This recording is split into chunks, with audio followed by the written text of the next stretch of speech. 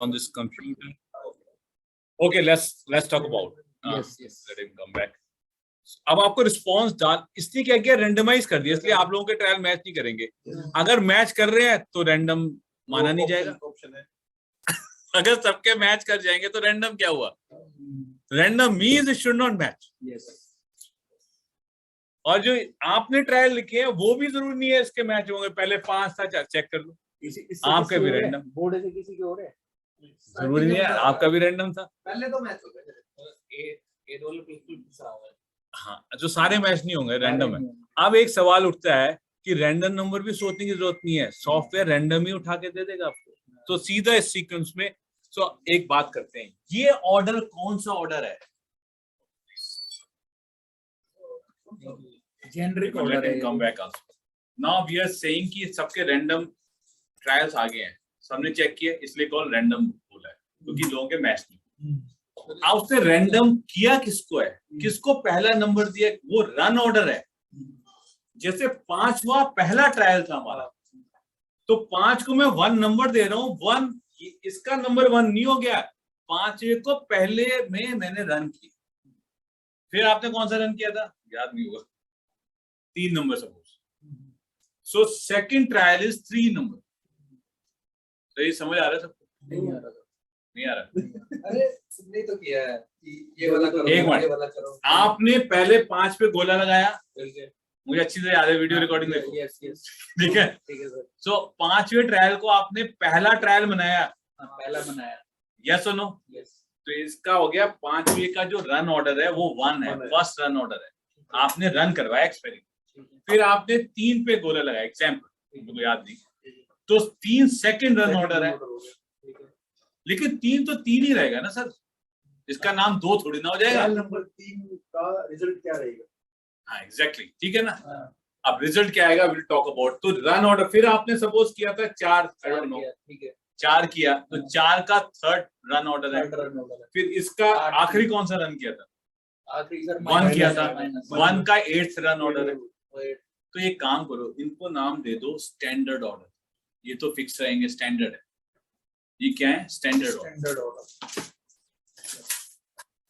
ये तो सबका 1 पे माइनस माइनस ही आएगा, क्यों सर? सर लिखने का जब सबका तरीका फिक्स है तो 1 पे माइनस ही आना है, 8 पे प्लस आना है, तो इनको स्टैंडर्ड ऑर्डर नाम दे दो, स्टैंडर्ड हो गया। अब आपको रन कैसे कराना है कि 6 को पहले रन कराना, रन ऑर्डर ऊपर नीचे चल सकता है, कोई दिक्कत नहीं है। तो रन ऑर्डर को ऑप्टिमाइज करो, ऊपर नीचे रैंडमाइज करो, ऊपर चलाओ नीचे चलाओ, जो भी जैसे आपने करा, ठीक है। अब आते हैं सॉफ्टवेयर पहला जो रो आएगा उसको रन ऑर्डर माना जाएगा, स्टैंडर्ड ऑर्डर माना जाएगा, रन ऑर्डर माना जाएगा। तो दूसरी लाइन होगी वो सेकंड रन ऑर्डर, यस और नो? लेकिन आप डेटा, सवाल जो आपका था वहां से शुरू करें, आप डेटा कैसे फीड करोगे, रन ऑर्डर बेसिस पे नहीं, इसकी पहली रो, इसकी पहली रो डाल दिया, इसकी सेकंड रो, आपको किससे मैच करना पड़ेगा, स्टैंडर्ड ऑर्डर से जो फिक्स है। जैसे फर्स्ट ट्रायल में उसने 6 डाला हुआ है, तो अपना 6 ढूंढो स्टैंडर्ड ऑर्डर, वो दोनों मैच करें, वो चाहे सेकंड पे लिखा हो या थर्ड पे लिखा हो, आप स्टैंडर्ड ऑर्डर कोई चेंज नहीं हो सकता, उसका 6 आपका 6 सेम होगा। तो आप डेटा डालते वक्त स्टैंडर्ड ऑर्डर को मैच करो, अदरवाइज डेटा ऊपर नीचे डाल दोगे आप गलती से। एग्जाम्पल से देखते हैं, किसी एक का पकड़, किसका देखना है, एक एग्जाम्पल। ओके, क्या है फर्स्ट, माइनस माइनस माइनस, आपको मैच कर रहा है, छोड़ो, plus plus minus plus minus minus plus minus minus 6 है, नहीं प्लस माइनस माइनस सेकंड है, सेकंड है, स्टैंडर्ड ऑर्डर 2 है, आपका है स्टैंडर्ड ऑर्डर 2 है ना, और अच्छा, रन ऑर्डर 1 है, रन ऑर्डर 1 है। अब यहाँ पे सेकंड पे लिखा है, मेरे पे कुछ लिखा है, आपने पता नहीं कौन से रन पे किया है, भूल जाओ ना, आपका स्टैंडर्ड ऑर्डर 2 है, इसका कहीं स्टैंडर्ड ऑर्डर लिखा है 2, अपना 2 से मैच करो, नहीं है तो दोबारा चेक कर लो, 2 पे प्लस माइनस माइनस लिखा है, 45 रीडिंग डाल देगा, खत्म होगी बात। लेकिन इसने फर्स्ट रो पे 45 डाला है, ठीक है ना, हाँ यही बोल रहा हूँ। तो आप रो वाइज मत चलो कि मेरे ऐसे होता है ना, डेटा बताओ भाई 45 60, ऐसे नहीं करना है। सो आप प्लीज ऐसे फीड कर लो, आप देख लो, मैंने बताया, मैं इतना ही कह सकता हूँ, Please, can you put all the reading correctly according to the standard order? Standard order की वैल्यू रन ऑर्डर में डालनी है, है ना? अब ये बात मुझे कैसे बताना है, देखो सिंपल है, स्टैंडर्ड ऑर्डर की वैल्यू रन ऑर्डर में डालनी तो अपना चेक कर लो, रन में स्टैंडर्ड ऑर्डर क्या है? प्लस माइनस रन तो 1 है, स्टैंडर्ड ऑर्डर 2 है, इसका स्टैंडर्ड ऑर्डर 2 क्या है? प्लस माइनस माइनस, तो इसमें भी आ रहा होगा प्लस माइनस माइनस 40 वही डालना पहले रीडिंग में, खत्म हो गई बात। अब आप कहोगे 60 क्यों नहीं डाली, समझ गए क्यों नहीं डाली? ठीक है।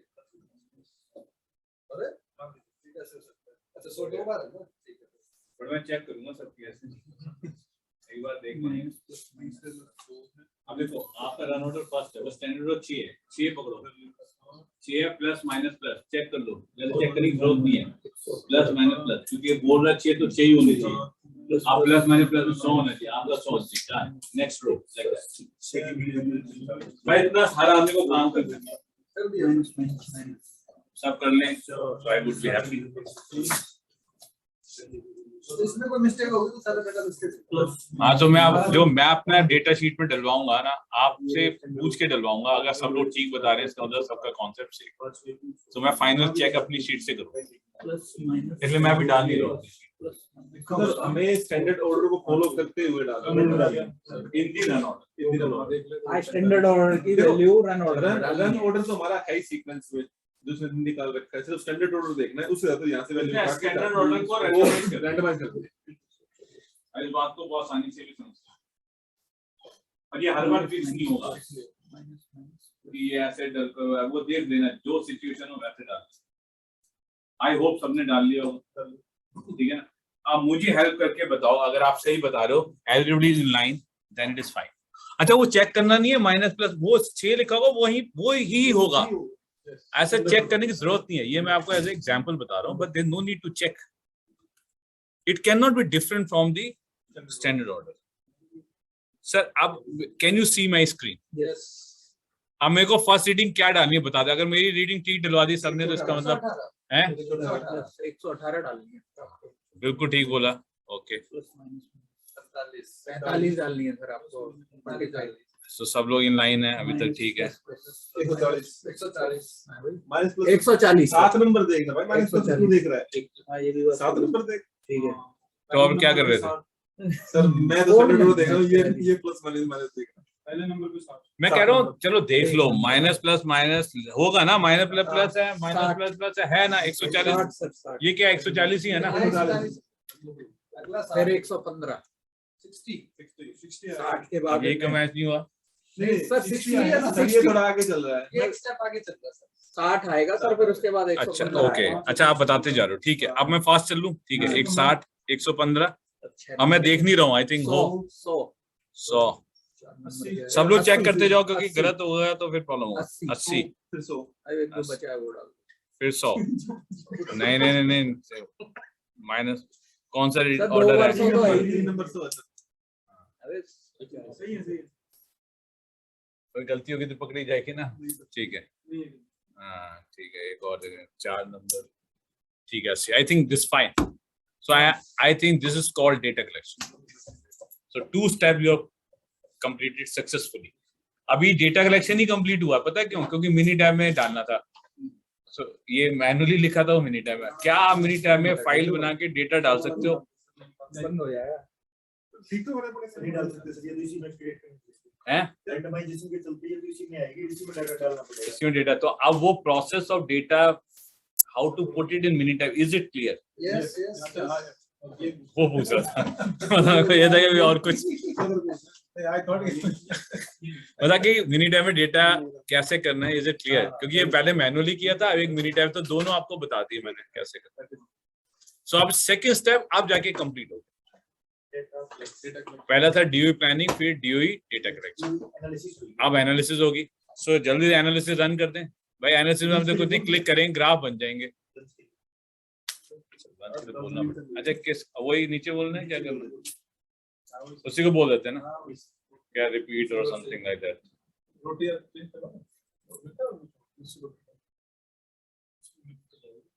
क्या नाम था उसका? नोना मिक्स वेज होता है, दाल मखनी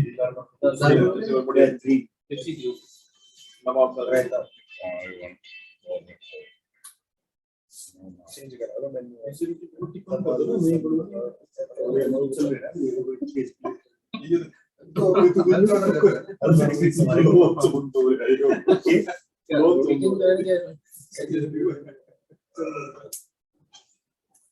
रोटी चेंज करेंगे अभी वो तवा रोटी नहीं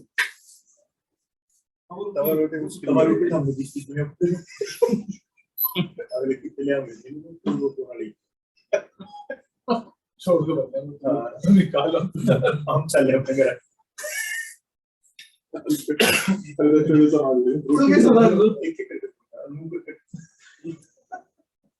तवा रोटी काम क्या वो जो sorry, just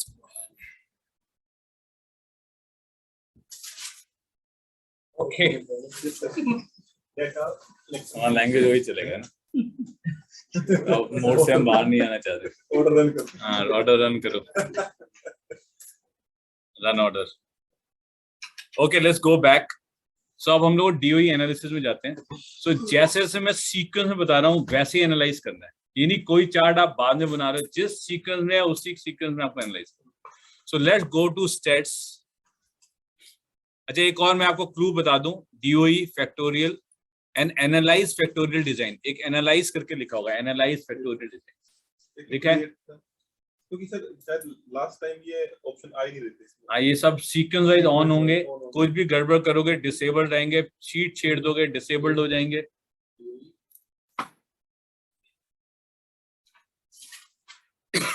analyse factorial design correct, क्योंकि एनालिसिस ही कर रहे हैं। ठीक है सर, क्लिक करें। रिस्पॉन्स में रिस्पॉन्स डालना है आपको।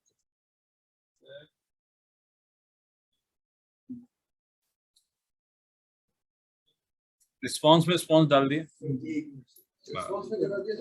Response response Y response.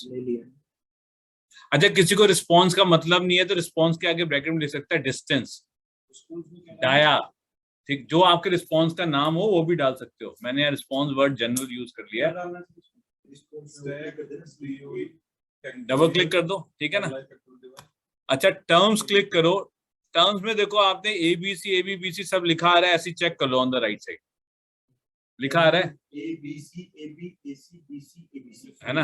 हाँ ठीक है जी, हाँ करना कुछ नहीं है, वो लिखेगा वही, बट एक बार चेक कर लेना। पता चला किसी ने कुछ उठा के गायब कर दिए, वो कह रहा है सर मेरे 2 फैक्टर आ रहे हैं, 3 नहीं आ रहे, कोई कह रहा है 4 आ रहे हैं, 2 नहीं आ रहे। इसका मतलब यहाँ से उठा के किसी ने डिलीट मार के कुछ कर दिया। मेन एंड इंटरेक्शन सारे आने। हाँ, बेसिकली सब कुछ आना चाहिए, बहुत सिंपल है। हमने फुल फैक्टोरियल रन करना है। अच्छा, फिर आप जाओ ग्राफ पे। ग्राफ पे जो सबसे इंपॉर्टेंट है वो है पैरेटो ऑन होना चाहिए। That's very very Pareto.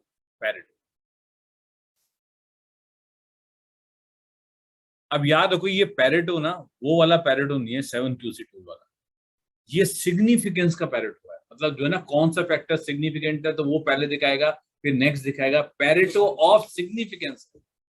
Pareto का मतलब पैरेटो चार्ट नहीं होता, पैरेटो का मतलब होता प्रायोरिटाइजेशन। अब आप यहाँ किसको प्रायोरिटाइज कर रहे हो? सिग्निफिकेंस को प्रायोरिटाइज कर रहे हो। वहां कंट्रीब्यूशन को प्रायोरिटाइजेशन कर रहे थे कि 100 में से 50 रिजेक्ट आए, 30 ये आए। यहाँ सिग्निफिकेंस, इंपॉर्टेंस को प्रायोरिटाइज कर, which factor is more important, which factor. तो वर्ड पैरेटो ही यूज होगा, बट इसको उससे कंफ्यूज मत हो जाना। वो जो हमारा वाला पैरेटो होता है, पैरेटो का मतलब होता है प्रायोरिटाइजेशन। हाँ वो अब आएंगे, यहाँ बाहर आएंगे, वो पैरेटो है बेसिकली। ठीक है ना, इसलिए word Pareto is a normal word to prioritise. जब हम कभी 7QC टूल की ट्रेनिंग लेते हैं, बोलते हैं what is the meaning of Pareto? To prioritize. अब what you need to prioritize is different. Significance need to prioritize और जस्ट ए कंट्रीब्यूशन। 100 में से तुम्हारा 20 था, उसका 50 था। मैथमेटिक्स है तो जनरल पैरेटो जो हम बनाते हैं, 100 डिफेक्ट आया, उसमें 80 इसके थे, 70 उसके थे, वो जनरल हो। Okay, let's go back. अच्छा, इसमें एक ऑप्शन ये होता है रेजिडुअल प्लॉट है, याद है? रेजिडुअल प्लॉट पहले भी था 4 in 1, किसी को याद होगा? कोरिलेशन रिग्रेशन में आया था, एनोवा में आया था। अब यहाँ अगर मैं इसको ऑन करूंगा, मैं ये डेमोन्स्ट्रेशन दे देता हूँ, 4 in 1 ऑन करूंगा ना तो ग्राफ आएगा नहीं, करने के बाद भी नहीं आएगा। कोई रीजन बता सकता है क्यों नहीं आएगा? तो करने का कोई फायदा नहीं है। तो मैं टू डेमोन्स्ट्रेट मैं ऑन कर देता हूँ, बट आप देखोगे सिर्फ पैरेटो चार्ट आएगा, ये 4-in-1 ग्राफ बनेगा। सर सर पैरेटो ऑन कर दिया, मतलब ऑन ही है, सॉरी, हाँ फिर 4-in-1 मैंने ऑन कर दिया। वैसे तो 4 ग्राफ याद है ना किसी को, एक उसमें आते थे, 1 2 3 4 ग्राफ आते थे, एरर में आते थे एरर आते थे, कि error should be normally distributed, error should be on an average 0, error should be randomised. C&D में होती है ना, रिग्रेशन रिग्रेशन में आते थे, एनोवा में भी आता, रिग्रेशन ना ऐसे चार्ट बन के आता था, आपको याद नहीं आ रहा, ऐसे चार्ट होता था यहाँ, लेकिन ये चार्ट यहाँ ऑन करने के बाद भी नहीं आएगा, क्या रीजन है? सर इसमें जो अपना बाई है वो वेरिएबल तो आ रहा है, बट जो उसकी अपने फीड दे रखी है किसके लिस्ट में चेक करना है वो तो एटीट्यूड है। That is not the logic, कुछ और लॉजिक, वाई तो वेरिएबल था ना पहले, मतलब आप कह रहे हो कि उसमें रिलेशन में ये ग्राफ आ रहा था, यहाँ भी आना चाहिए ऑन करने के बाद, आएगा नहीं, ये समझा रहा हूं मैं क्यों नहीं आएगा, मैं ऑन करूंगा देखना आएगा नहीं, ये वाला ग्राफ नहीं आएगा, पैरेटो आ जाएगा, ये नहीं आएगा। क्यों नहीं आएगा? जब मैं ऑन कर रहा हूं तो आना चाहिए ना। जो नॉइज हैंडलिंग है ना वो नहीं हो रही। ये किस चीज का ग्राफ है पहले ये पता ना, एरर किस चीज का है? है? नॉइज एरर का ग्राफ है, रेजिडुअल एरर नॉइज है, एरर का ग्राफ है। एरर तो आपने कैप्चर किया ही नहीं, सारी रीडिंग एक ही तो रीडिंग लिखी है आपने, ये जो 3 रीडिंग अलग अलग एरर है आपने नोट किया क्या?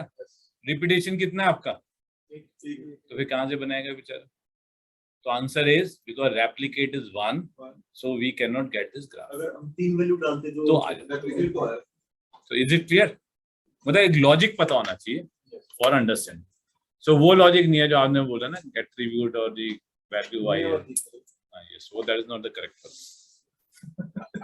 क्या सर? मेरे वाला लॉजिक ठीक था कि हमने उसको क्या नाम है नॉइज को हैंडल ही नहीं किया इसमें, इसके थ्रू। तो नॉइज कैसे नहीं हैंडल हुआ? नहीं, नॉइज को तो आपने हैंडल किया, वो सब सेट किया, लेकिन एरर को कैप्चर नहीं किया। जो अच्छा व्हाट वाज द एरर? जैसे इसने लिखा है ना वेरिएशन, लिखा ना 140 में वेरिएशन लिख के निकल गया, बट ये वेरिएशन कहाँ है भाई? इसमें भी वेरिएशन था, किसी में ज्यादा था किसी में कम था, तो एरर्स तो थे। तो अभी दिक्कत क्या आएगी? जब हम वैलिडेट करेंगे तो उतना एरर तो आएगा ही आएगा। सो उतने एरर के अंदर ही वैलिडेशन करना पड़ेगा, क्योंकि वो तो इतना एक्सपेरिमेंटल एरर था ही। अब आप कहोगे कि हिट 152 सेंटीमीटर, थोड़ी ना हिट हो जाएगा, एक बैंड में हिट होना चाहिए।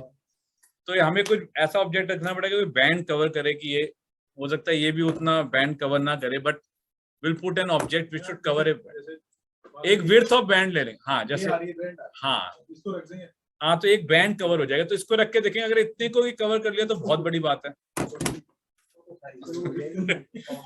ओके इसी में करना चाहिए, बीच में। सो सर इसको ओके कर दें। अच्छा आप रिजल्ट्स पे आए, रिजल्ट्स में क्लिक होने चाहिए सारे, चेक कर लो क्लिक हैं, ओके कोई दिक्कत नहीं है। रिजल्ट्स में देख लो चेक बॉक्स ऑन है, हाँ सर ऑन है, सारे ओके होने चाहिए। हाँ चेक बॉक्स ऑन। बीच को चाहो कौन सा? वो तो सिलेक्ट तो हाईलाइट भी नजर आ रहा है, नहीं हाईलाइट ये होता है उससे से ये भी डिस्प्ले इंटरेक्शन, ये दो नहीं, वो आएगा नहीं अभी। डिस्प्ले इंटरेक्शन अपलोड ये नहीं हो रहा हाँ ठीक है, तीन ही छेड़ने हैं, ऑप्शन मतलब टर्म ठीक है। ग्राफ और result. Is it okay? Term graph and result, so shall finally do okay. हो गया सर, कोई ग्राफ आ गया? वेक्टर सी ओके हो गया फाइनली? नहीं हुआ? हो गया, ये टर्म ओके करो, ओके करो, हो गया। उसके बाद ऊपर से कमांड लेनी पड़ती है। ये दे रहा है सी, सी क्या है भाई हमारा? ओके सबका ग्राफ आ गया, वंडरफुल। अच्छा सबका ग्राफ मैच होना चाहिए, अगर किसी की रीडिंग ऊपर नीचे होगी या गलत होगी तो ग्राफ तो मैच। साल से बन रहे हैं एक तरीके से ऐसे। हाँ सबका ऐसे आ रहा है ना। अच्छा सबसे हाईएस्ट फैक्टर कौन सा है? सी यार, सी क्या नाम था? टेंशन 2। अब कोई सोच सकता है टेंशन 2 डिसाइड कर रहा है सब, तो वो जो वो ये आपको आंखों से नहीं पता चलता। सही कर रहे हैं, सही कर रहे हैं। सोच रहे हैं कि उसको वो जब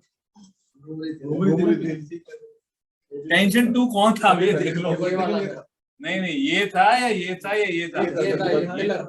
पिलर इसका ना फिर ये जो वैल्यू चेंज होने से डिस्टेंस सबसे ज्यादा इन्फ्लुएंस हो रहा है। मैं फिर कह रहा हूँ रूट कॉज थ्योरी नहीं है, सबसे ज्यादा इन्फ्लुएंस करने के लिए इसका छेड़ना जरूरी है, इसका सही सेट होना जरूरी है। नेक्स्ट फिर क्लोजर टू हैज बी वो है। सो लॉजिक भी क्लियर है। देखो tension will decide the holes. Yes, दोनों टेंशन। ये तो बस थोड़ा ऐसे लेके जाएगा या ऐसे लेके जाएगा, एंगल क्या लेके जाएगा, थोड़ा ये आगे पीछे रखे, क्योंकि या एंगल आगे होगा तो ये बॉल को ऐसे करेगा तो पैराबोला बनाएगा, एक थोड़ा फ्लैट लेके जाएगा। लेकिन जो फोर्स डिसाइड कर रहा है वो टेंशन ऑफ द स्ट्रिंग कर रहा है, और उसमें भी 2 जगह से टेंशन एडजस्ट हो रही है। सो T2 is the deciding factor.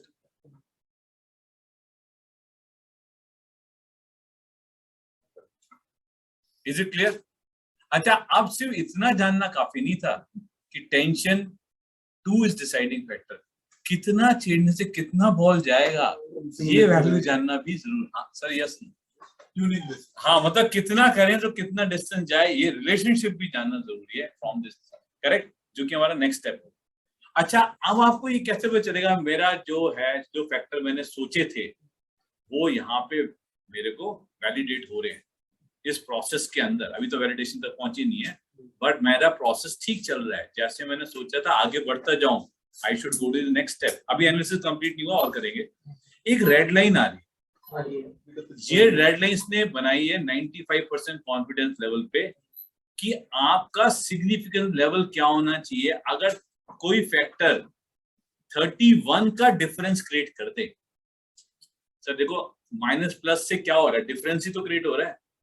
Sir एक फैक्टर माइनस में था तो एक डिस्टेंस फेंकता था, प्लस में फेंका तो ज्यादा चला गया, या ज्यादा गया या कम गया, तो एक डिफरेंस क्रिएट हो रहा है। तो इसने सबके डिफरेंस कैलकुलेट किए, उनका एक डिस्ट्रीब्यूशन बनाया, इसने देखा मेरा कौन सा फैक्टर सिग्निफिकेंट होगा कि कितना डिफरेंस एक ही फैक्टर क्रिएट कर दे। तो आंसर है समवेयर 31 सेंटीमीटर। एक ही फैक्टर 31 को डिस्टर्ब कर दे, 31 का डिफरेंस पैदा कर, एक ही वैल्यू को छेड़ने से, तो वो फैक्टर सिग्निफिकेंट हो जाए। तो पता है कौन रेड लाइन क्रॉस कर गया? सी की इतनी एबिलिटी है कि अकेला चाहे, किसी की जरूरत नहीं इसको। 31 का फर्क था, तो 31 से ज्यादा था, मतलब 31 तो एक हमारा थ्रेशोल्ड है कि कम से कम है। अगर ऐसा सिचुएशन आ जाए, प्लीज लिसन दिस केयरफुली, अगर ऐसी कोई सिचुएशन आ जाए कि सारे फैक्टर रेड लाइन से पीछे आ जाए, मतलब कोई फैक्टर रेड लाइन को क्रॉस ना करे, चाहे सी हाईएस्ट हो, फिर बी हाईएस्ट, लोएस्ट हो, फिर ए, समझ रहे आप? सर इसमें 31 को आउट जो अपने रिस्पॉन्स आए हैं, हाँ, उनको कैलकुलेट करके निकालना है हाँ, कि तीनों में इनका वेरिएशन कितना आ रहा है, एग्जैक्टली तो डिफरेंस कितना आ रहा है, तीनों में डिफरेंस कितना आ रहा है। हाँ। तो 31 वैल्यू जो निकल के आई है, अब वो कैसे निकालते हैं डिफरेंस और प्लस माइनस, हम लोग एक बार मैन्युअली देख लेंगे, राइट, बट डिफरेंस चेक करना है, थ्रेशोल्ड वैल्यू बाइन सिग्नल करने से रिस्पॉन्स में कितना फर्क आता है। सर सिग्निफिकेंस तो वही होगा ना जो फर्क डालेगा भाई। 31.05 वो कौन सी value, threshold value? Threshold value at 95% confidence, I think लिखा होगा 90, अल्फा 5.05 लिखा है ना, तो मतलब 95% कॉन्फिडेंस कि इसको क्रॉस होना चाहिए। सर आपको इतना देखना है सिंपल विजुअली, क्या कोई फैक्टर रेड लाइन को क्रॉस कर रहा है या नहीं। इसमें 4-5 कंडीशन बनेगी, ये तो कोई भी नहीं करेगा या सारे कर जाएंगे, मतलब आज आ जाते हैं, तो अभी बता देते हैं सब। ये रेड लाइन है, कोई भी सिग्निफिकेंट लेवल, वो पी वैल्यू सिग्निफिकेंट होना चाहिए, वो 0.05 के से एरिया से बाहर जाना चाहिए, ये सर लॉजिक था। सेम लॉजिक यहाँ भी है डीओई में, लॉजिक इज सेम। सिग्निफिकेंट होने के लिए 95% कॉन्फिडेंस होना चाहिए, 0.05 से आउटलायर में जाना चाहिए नीचे, तो वो लाइन फॉर्म में दिखा रहा है कि इससे दूर चला गया। अगर ये फैक्टर दूर चला गया तो ये फैक्टर क्या हो गया, थॉट प्रोसेस में ठीक आ गया कि हमने सही सोचा था। अगला फैक्टर नहीं गया कोई बात नहीं, एक तो चला गया एक्सपेरिमेंट। अगर बाई 2 चले गए और अच्छी बात है, दोनों हमारे क्या हो गए, सिग्निफिकेंट हो गए। हम चाहते थे यही 3 में से कोई सिग्निफिकेंट निकले, क्योंकि ये हम सोच के चले थे। स्क्रीनिंग करके यहाँ पे वेरीफाई कर रहे हैं ना दोबारा, खुश हो जाओ, कोई तो चला गया। अब मैं एक अजीब सा केस ले रहा हूँ कि ये रहा और ये फैक्टर सबसे ज्यादा आया, उसके बाद ये आया, फिर ये आया, फिर ये आया, लेकिन कोई भी फैक्टर रेड लाइन को क्रॉस नहीं करी। तो रेड लाइन थोड़ा सा दूर बनाया ठीक है ना सर। आप क्या करोगे, ये हाईएस्ट फैक्टर है, हाँ है पैरेटो के, उससे हाईएस्ट फैक्टर ये है, ओके ये हाईएस्ट फैक्टर है, हाँ है सर पैरेटो के हिसाब से, उससे लोएस्ट ये है, हाँ है। यही सेम कॉन्सेप्ट है, पहले क्या लिखा था CBA, right, C by chance ऐसे आ रहा है, ऐसा कुछ नहीं, CAB भी आ सकता है, ऐसा कुछ नहीं है, यहाँ ऐसा आ गया बाई चांस। तब आप क्या करोगे, अभी भी C हाईएस्ट फैक्टर है, लेकिन एक सिग्निफिकेंट नहीं, इन तीनों के कंपैरिजन में C सबसे ज्यादा इन्फ्लुएंस कर रहा है, बट सिग्निफिकेंट कोई भी नहीं है। अब इसका कंक्लूजन का इंटरप्रिटेशन क्या, मतलब how to interpret this situation, जो पीछे से आपने फैक्टर लेके चले थे, है ना, और यहाँ जो वेरीफाई कर रहे हो, वैलिडेट करने की कोशिश कर रहे हो, तो कोई छोड़ आए हो इम्पोर्टेंट वन, रास्ते भी छोड़ आए हो, KPI भी नहीं। हाँ तो अभी अब कहाँ वैलिडेशन के चक्कर, यहाँ तो कुछ दिख ही नहीं रहा भाई, उल्टे जाओ पकड़ के बस। अब दो लॉजिक हो सकते हैं, क्यों या तो माइनस प्लस इसने छोटा ले लिया होगा तो बेचारे ने रिस्पॉन्स नहीं दे पाए, या नॉइज ज्यादा आ गया, वही सेम खेल है, हो सकता है फैक्टर आपने सही लियो नॉइज का हाँ, तो हम तो कोशिश करते हैं ये चीज पहले ही कर लो, ये क्योंकि लोग क्या करते हैं, ये जब मैं बताता हूँ फैक्टर नॉइज डिस्कशन कर लो, करता कोई नहीं है, सीधा फैक्टर शुरू हो जाता है एक्सप्लेन, सर ABC है माइनस प्लस शुरू हो गया, लास्ट में ये लाइन क्रॉस नहीं होती, फिर कहते सर ये तो फंस के कोई आ ही नहीं रहा, मेरा नॉइज क्या था, एक्सपेरिमेंटल स्पेस कितना लिया तुमने, करंट की वैल्यू कितनी माइनस प्लस में ली, और बढ़ाओ तो थोड़ा ये, और हम जब बढ़ाते हैं तो ये आगे जा रहा होता ग्राफ, एक्सपेरिमेंटल स्पेस आपने ठीक नहीं दिया, एक जगह नॉइज थी छोड़ आए थे, नॉइज इंपॉर्टेंट फैक्टर था, मैंने बताया ना, वेल्डिंग में प्रेशर आ गया, प्रेशर लिया वो क्रॉस कर गया साहब, और वापस सब नीचे नीचे आ गया, लो जी मेन छोड़ आए थे आप। और एक और इससे फायदा है, जो लोग पहले रूट को निकाल के कहते हैं ना इफेक्टिवनेस चेक करेंगे हम काफा में जाके, क्यों करोगे भाई, आप पहले चेक करो ना कि आपने सेलेक्ट कॉस्ट सही निकाला भी था या नहीं निकाला, why you waiting for 3 months, अगर गड़बड़ होगी यही बोलेगा कि सर गलत एक्शन लोगे आप, चाहिए हाईएस्ट है, but it will not solve your problem। इसलिए हम एनालिसिस के बाद सीधा कंट्रोल फेज में नहीं गए, एक्शन नहीं लिया, हमने एक इंप्रूवमेंट फेज बनाया which is the validation process. चलिए लॉजिक समझ आ रहा है सब? सो सिंपल सा लॉजिक पकड़ा है कि एक लाइन खींचो, लाइन तो ये बताएगा, सिग्निफिकेंस की लाइन तो आएगी हमेशा, देखो इसको सिग्निफिकेंट फैक्टर 0.05 पे लेने ही लेगा, जो हम लेते थे पी वैल्यू शुड बी 0.05 से नीचे जानी चाहिए, लाइन को क्रॉस करना चाहिए किसी फैक्टर को। अच्छा डिफरेंस कैसे निकालते हैं कोई फैक्टर का, ये बार कितना बड़ा आएगा, I will tell you how to calculate, बहुत ही सिंपल है, माइनस प्लस, जब ये माइनस पे चल रहा था तब कितना रिस्पॉन्स देता था, जब प्लस पे चल रहा था तब कितना रिस्पॉन्स देता था, उन दोनों रिस्पॉन्स का डिफरेंस निकालना, वो हम बाद में कैलकुलेट करेंगे जब करेंगे, क्योंकि माइनस रीडिंग से जब मैं प्लस पे गया तो कुछ फर्क आया क्या, अगर फैक्टर सिग्निफिकेंट है तो फर्क डालना चाहिए। एक बार ना जो 90 अल्फा लेवल 05 वो क्लियरिटी है, बट इसने इस डेटा से कैसे उसको 95% इवैल्यूएट किया, वो एक बार क्लैरिटी आ जाए। हाँ अभी ये आ रहा है कि मैंने बताया कि 95% थ्रेशोल्ड वैल्यू निकालना इज वेरी टिपिकल, बिकॉज वो ग्राफ एरिया में जाएगा, हम ये निकाल सकते हैं कि इसने ये लेंथ कैसे डिसाइड, ये वैल्यू तो फिक्स हो जाएगी, जैसे हम हर एक का वैल्यू लेते थे ना 95% जाके प्रोबेबिलिटी में देख के, वो तो एक स्टैंडर्ड वैल्यूज होंगी, लेकिन ये लाइन कितनी बड़ी या छोटी बनाएगा, ये जो हर वैल्यू के साथ हर डेटा के साथ वेरी करेगी, ये हम बता सकते हैं कि how we calculate that, so that will do it, so you have please hold that, manually हम लोग एक बार कर लेंगे माइनस प्लस कैसे, सो अभी ये करके दे रहे हैं हम लोग, मैनुअली भी दे, तो बाई चांस आपका एक्सपेरिमेंट में यहाँ तक तो सक्सेस आपको मिल गई कि हमने एक रैंडमली ABC पकड़ लिया था ना, हमें क्या पता था, एक एंगल ले लो, एक अगर इसमें कोई भी तीनों नहीं आते तो फिर हमें कुछ और करना। So good point is that out of the 3 1 got important, is it fine? अब नेक्स्ट एनालिसिस करते हैं, अभी खत्म नहीं हुआ, ये फर्स्ट एनालिसिस था। Pareto analysis. एंड दूसरा ग्राफ क्यों नहीं आया, हमने ऑलरेडी डिस्कस कर। अब डीओई में वापस जाओगे और भी कुछ ऑन हो गया है, तो अब आपको बनाना है फैक्टोरियल प्लॉट। क्या बनाना है, फैक्टर्स है ना, तो उसका क्या बनाना है, फैक्टोरियल प्लॉट।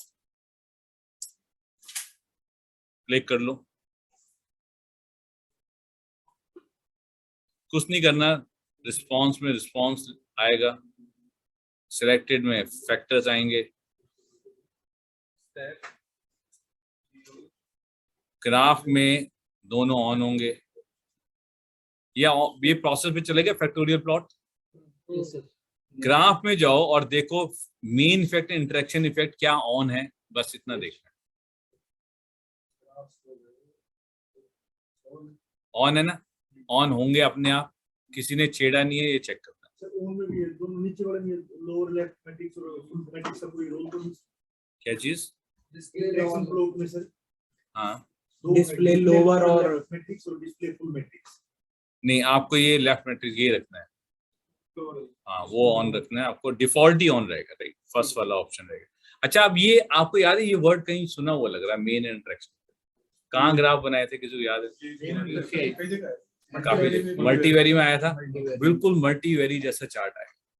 बस फर्क क्या है, क्या फर्क क्या है, फर्क सिर्फ इतना है, वो डीओई का नहीं था, वो एक प्रोडक्शन डेटा का।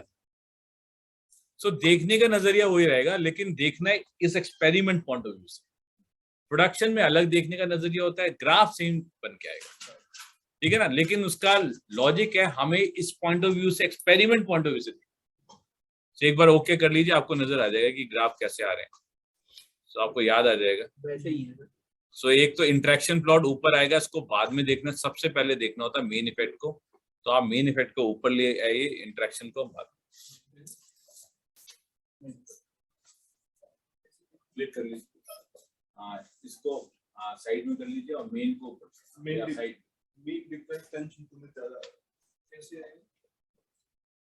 अभी ग्राफ सबको आगे एक्सप्लेन कर दें। डन, ग्राफ सबके आगे, wonderful, okay. So can we see that?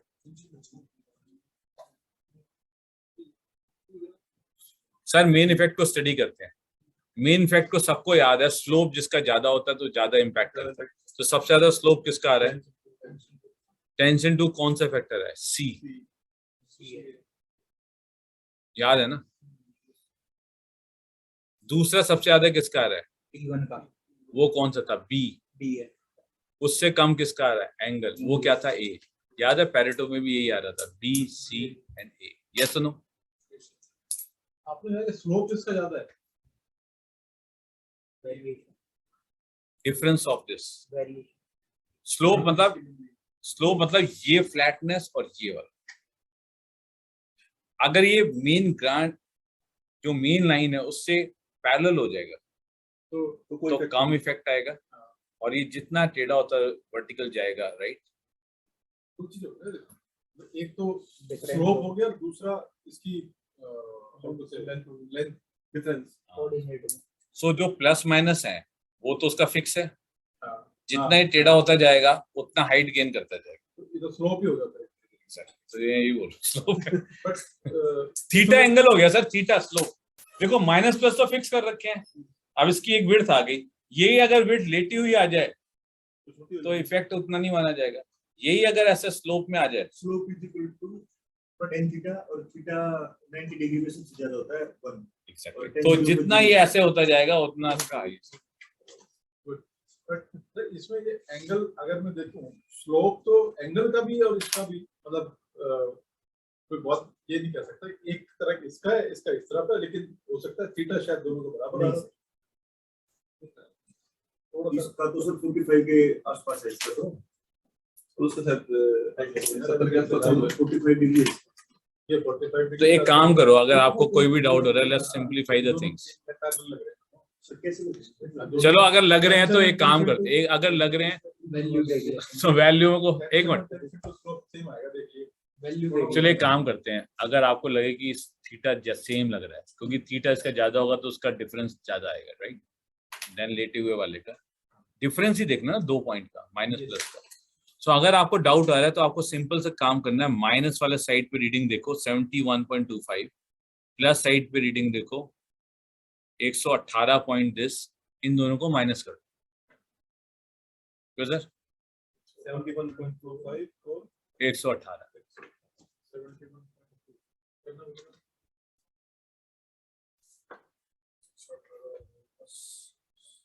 46.7 ये 46 का डिफरेंस डालता है अकेला खुद। अगर इसको माइनस प्लस सिग्नल करो ना, 46 का फर्क डालेगा। टेंशन 1 देखते हैं कितने का फर्क डालता है माइनस से जब प्लस में जाता है। 80 से 109 माइनस 80 30 का 29.5 हाँ 30 से थोड़ा कम है, इसलिए बेचारा थोड़ा पीछे रह गया हमारी थ्रेशोल्ड वैल्यू से, याद है? जैसे ग्राफ की जो लेंथ है, इसलिए मैं कह रहा हूँ ये मैं बता दूंगा आसान कैलकुलेशन। अभी ये इसने 2 पॉइंट कैसे निकाले जिसका माइनस करना तो बड़ा आसान लग रहा है, लेकिन ये एवरेज पॉइंट कहाँ से आया? माइनस की क्या एक रीडिंग थी इसकी? कितनी रीडिंग थी माइनस? 3 है, 4 रीडिंग है। प्लस की कितनी थी? 4। इसने 2 रीडिंग प्लॉट की। इसका मतलब पता है क्या करना है? Yes, all minus irrespective of कोई प्लस था जब ये माइनस में था, ए सॉरी सी का देखना था, जब सी माइनस में था तो इस रीडिंग का एवरेज क्या है, इस रीडिंग का एवरेज क्या है, इन दोनों में क्या फर्क है, ये निकालना। जब ए माइनस में था तो ढूंढने पड़ेंगे ये वैल्यू का, ये वैल्यू का, ये वैल्यू का और ये वैल्यू का एवरेज लो, और जब प्लस में है तो इनका वैल्यू दो और इनमें क्या डिफरेंस है। ऐसे बी का देखो, जब बी माइनस में था तो ये वैल्यू 2 पकड़नी पड़ेंगी और ये 2 वैल्यू पकड़ के एवरेज लेना पड़ेगा, और प्लस में ये 2 वैल्यू और ये 2 वैल्यू लेके एवरेज करना पड़ेगा, और उन दोनों पॉइंट्स का फिर डिफरेंस देखेंगे जैसे अभी यहाँ देखा। तो एक एग्जांपल कर ही लेते हैं। तो सबसे आसान वाले लेते हैं, सी एक साथ पड़ा हुआ है और सी का ही हमें देखना है तो आसान हो गया। तो सर इसका एवरेज निकाल दो, इन रीडिंग को एक वैल्यू में कन्वर्ट करो, इररिस्पेक्टिव हो ये प्लस है या माइनस, आई डोंट केयर, मैं मेन इफेक्ट निकालो। सी करेगा 60 45 100 180। हाँ बताओ। 240 45 180 Correct.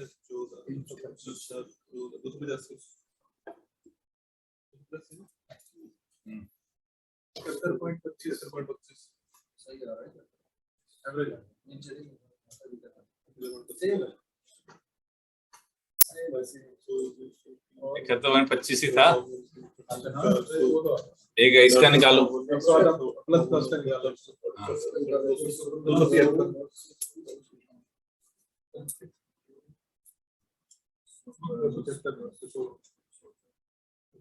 कंप्लीट करना शुरू करेगा 118.5 रुद्रा देखो, सही है सही मैच कर रहा है। और इन दोनों का डिफरेंस बताओ। वही है सर, दोनों का डिफरेंस 30 से ऊपर आना चाहिए, 31 जो थ्रेशोल्ड से ऊपर आना चाहिए तभी लाइन क्रॉस होगी। आ रहा है? कितना डिफरेंस आ रहा है? 40 कुछ बता रहे। 46.7 46 बहुत है सर। तो सर इसका मतलब जब फैक्टर C -2 प्लस जाता है तो 46 का डिफरेंस पैदा करता है अपने बल पे, चाहे ये माइनस हो या प्लस, ऑन एन एवरेज ये अपने बल पे पैदा, मेन इफेक्ट। ए का निकाल के देखो, कर ही रहे हैं तो ए का निकाल दो। 160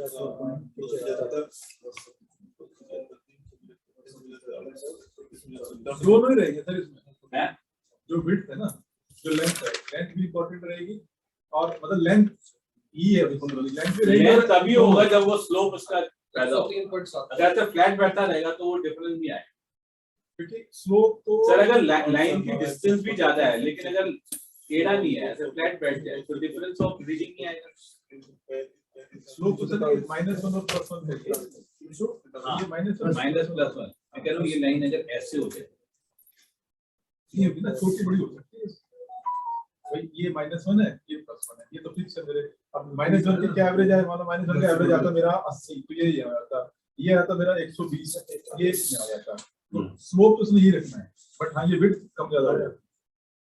जैसे इसमें जो +1 की वैल्यू है वो आएगी -1 की वैल्यू, ये अगर मैं बोलूं माइनस का स्लोप एवरेज के पास आ जाए, कितना वैल्यू है? 90, ये 90 आ जाए, और ये इसका आ जाए 100, प्लस नीचे तो ये ऐसे माइनस बन जाएगा लाइन।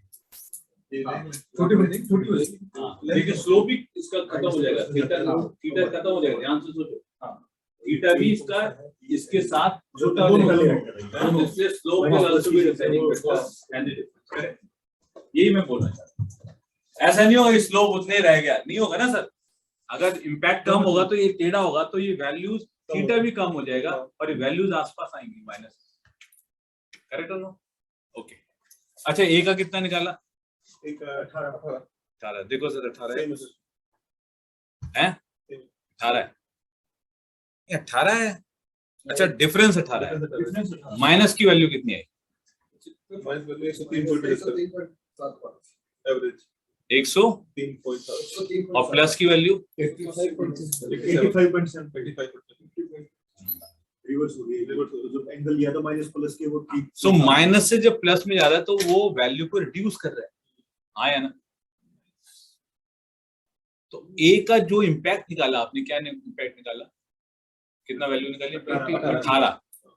ये 18 जो है ये वैल्यू को कम कर रहा है 18, और वो 46 वैल्यू को बढ़ा रहा है। कम करे या बढ़ाए फर्क नहीं पड़ता, इन्फ्लुएंस ज्यादा डालना चाहिए। क्यों सर? मतलब ये नेगेटिव पॉजिटिव नहीं देखता, इन्फ्लुएंस देखता है। हाँ, नेगेटिव वो हमारे सिमुलेशन में काम आएगा, बट अभी क्या देखना है कि भाई फर्क तो डाले कुछ, चाहे कम करे या ज्यादा करे। अभी 18 का फर्क डाल रहा है, चाहे कम कर रहा है, ठीक है ना? और सबकी लैंग्वेज एक तरह से यूज करनी है। बोलना हमेशा है कोई फैक्टर माइनस से जब प्लस जाता है तो रिस्पॉन्स को कितना बढ़ाता है या कितना घटाता है, एक ही लैंग्वेज यूज करना है। ये नहीं किसी को बोल रहे हो प्लस से माइनस जाता है तो क्या होता है, किसी को बोल रहा है माइनस टू, तो फिर लैंग्वेज अलग हो जाएगी। तो एक स्टैंडर्ड लैंग्वेज है डीवी की। हमेशा क्या बोलना है, जब भी कोई फैक्टर माइनस से प्लस रिस्पॉन्स की तरफ जा रहा है तो सॉरी सिग्नल कर रहे हैं माइनस टू प्लस, तो रिस्पॉन्स बढ़ रहा है या घट रहा है और कितनी वैल्यू। जैसे इसमें जो एंगल है, एंगल का जो सिग्नल है as compare to tension two वो उल्टा है, रिवर्स है। हाँ तो बोलो, बोलना कैसे है? When angle changes from minus to plus, it reduces the response by 80. When C tension 2 change from minus to plus, it increases the response by 46. When B changes from minus to, बोलना एक ही language, language fix होगी sir, otherwise सबके interpretation समझ नहीं आएंगे।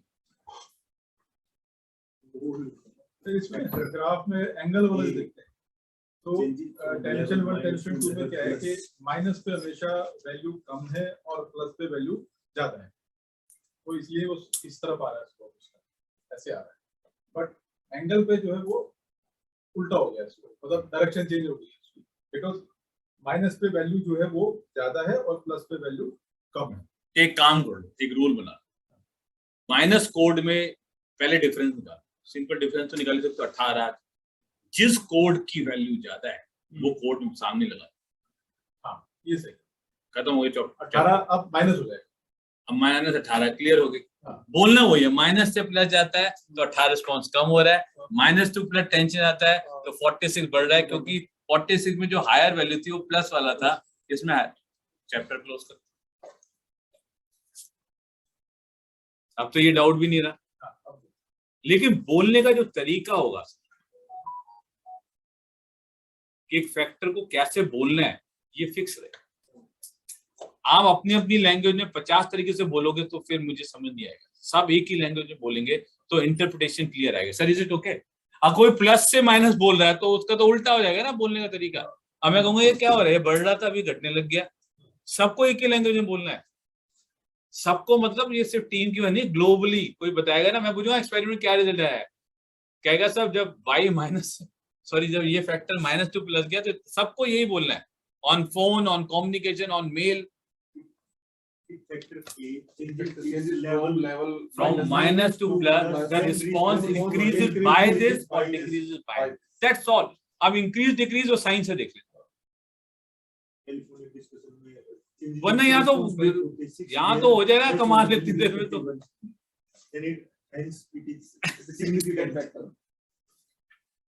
Sir एक clarity आ रही है ना, हर चीज डीओई में फिक्स है लाइन, क्योंकि एक्सपेरिमेंट हो रहा है यहाँ, communication gaps are not allowed. जो हमने शैनन में नहीं छोड़ा R प्लस A माइनस, तो यहाँ तो कुछ मतलब ही नहीं छोड़ने का। सर ये क्लियर हो गया, ये वैल्यूज कैसे कैलकुलेट की है, क्लियर हो गया।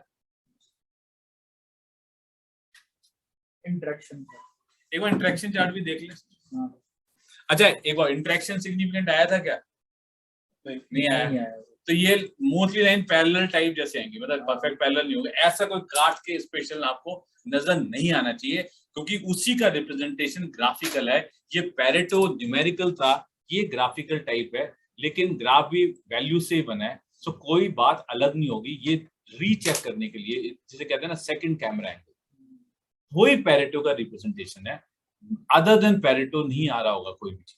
ऐसा नहीं होगा पैरेटो में C हाईएस्ट है, यहाँ स्लोप B का हाईएस्ट है, ऐसा नहीं होने वाला। It is the same data, same representation, correct. लेकिन हम अपने आप को क्लियर करने के लिए बार बार अलग ग्राफ पे देखने की कोशिश करते हैं। अब आप इंटरेक्शन ग्राफ देख के वैसे ही बता दो सर किसका इंटरेक्शन आपको सिग्निफिकेंट लग रहा है,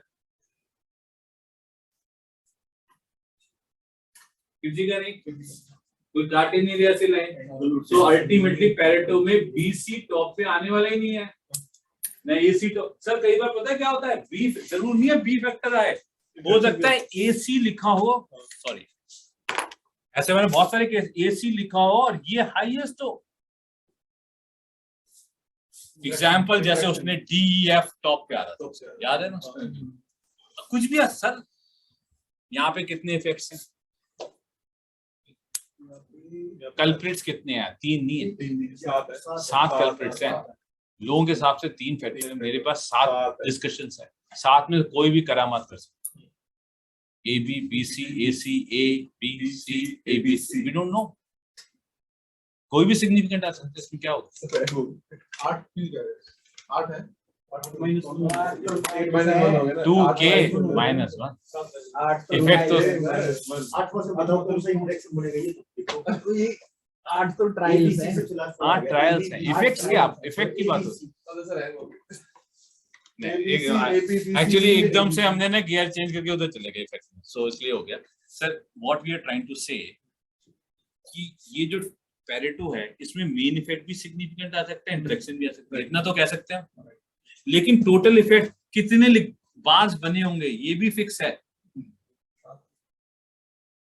कितने बार्स बनेंगे ऊपर नीचे कोई भी आए ये अलग बात है, बट टोटल बार कितने बनेंगे, A B C नहीं और भी बनेंगे, AB का भी बनेगा, BC तो कितने बार बनेंगे ये पूछ रहा तो हमें कॉम्बिनेशन बनना है A B और C, 3 तो ये 3 नहीं हो गए, 3 नोट कर लिए। और बताइए AB BC AC और एक ABC कितने हो गए टोटल, 7। अब मैं कह रहा हूँ कैसे पता आपने ठीक कैलकुलेट किया, 6 तो नहीं है, 8 तो नहीं है, तो उसका एक रूल है, K -1 is the number of effect. तो 7 ही 8 - 1 क्या हो गया 7, तो hence your calculation is right. पर इतना क्या चेक पॉइंट। और ये डिस्कशन हमारा टर्मोलॉजी और 2K क्यों बोला, 2K -1 क्यों, वो सब सवेरे बात हो, हाँ वो सब बात हो चुकी है। सो मैं इसलिए बोल रहा हूँ जरूर नहीं है मेन इफेक्ट, ये तो इस देखिए हर डीओई का अलग रिजल्ट्स है। ऐसा माइंड फिक्स मत कर लेना कि C फैक्टर टॉप पे, ऐसा कुछ नहीं है, जो आएगा वो आएगा। किसी का DEF आ गया, डीओई ऐसा सब्जेक्ट है इसमें मैं एग्जांपल तो दे सकता हूं, बट वो एग्जांपल इलस्ट्रेशन पर्पस होगा, वो फिक्स एग्जांपल नहीं है, क्योंकि डीओई का मतलब ही है जैसा एक्सपेरिमेंट हो जैसा रिस्पॉन्स है वो। अब इसलिए डीओई को एक्सप्लेन करने में तो ये प्रॉब्लम, एग्जांपल ले तो सकते हैं बट वो एग्जांपल आपको रेप्लिकेट नहीं करना है, आपको सिर्फ मेथड सीखना है। जैसी सिचुएशन हो, सी ऊपर आ जाए तो सी सही, बी आ जाए तो बी सही, कोई भी नहीं आया तो पीछे जाओ, ए भी आ गए तो ए भी आ गया, अब क्या करेंगे सर? सर तो ये जो हमने के पहले भी हुआ हो सकता है उसमें ए भी ऊपर आ गया। हाँ तो अलग अलग भाई जगह अलग है, लोग अलग है। ये बैंड बहुत सारे ले रखे हैं हमने, पता नहीं कौन से ने बैंड और भी ले रखे हैं, टूट गया था दूसरा लगाया। तो मैं काफी सारे लोग इस कैटापल्ट को भी ढंग से रन नहीं कर पाते। दे कॉल मी सर यहाँ पे तो बी हाईएस्ट आ रहा है, हमने पहले किया था, आपने सिखाया था सी, मैं ट्रेनर सी बात कर रहा हूँ। मैं कहा तू भूल जा सी बी सब, उस दिन जो हुआ ना वही तेरा एक्सपीरियंस। अब मैं इसको किसी को याद करा के ये नहीं करा सकता। एक जगह एंगल आ गया क्योंकि इसने लेवल ही अलग सेट किया, एंगल एक सबसे आई है तो पीछे वहाँ एंगल ने मेन रोल हो गया। सर एंगल आ ही नहीं रहा हमारा, कोई बात नहीं, नहीं सर हमने पहले कराया तो एंगल आया था। भाई वो अलग सिचुएशन थी, हमारी आज अलग सिचुएशन है। किसी की मशीन अलग है, किसी की मोल्डिंग मशीन अलग है, किसी की environmental condition. What do you suggest? मैं इस एक्सपेरिमेंट को कॉपी पेस्ट करके एग्जैक्टली बोलूं नेक्स्ट टाइम तुम रन करो, तो फिर एक्सपेरिमेंट का मजा ही क्या? तो उसमें सर ये सारी चीजें फिक्स करनी पड़ेंगी। वो इतना फिक्स करने की बस की है नहीं किसी का। मतलब कि ये हुआ कहने का, फॉर एग्जांपल कि हमारे पास में इधर से दो नई मशीनें आ गई। करेक्ट। जैसे मैं बात करूं फ्रेजिंग मशीन आ गई। अब दो मशीनें हैं, एक ही मेक है, सारा कुछ एक है, हमने एक पे डीओई कर दिया। हाँ, डीओई करके हमने उसको फिक्स कर दिया।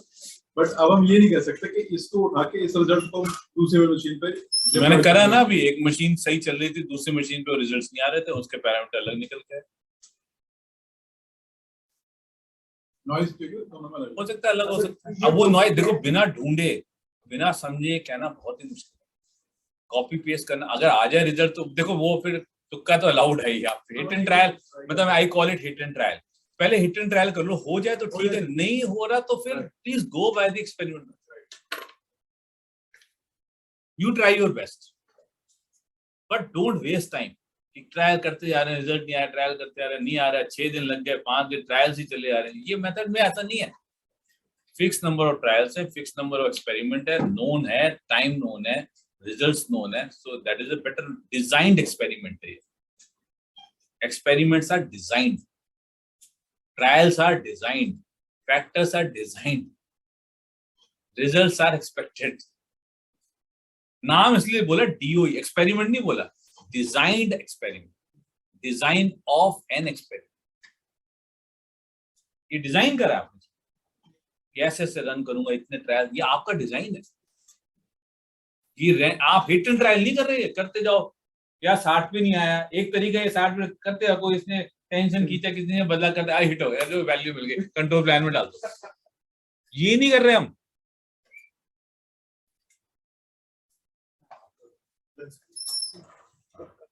So first, is that point clear?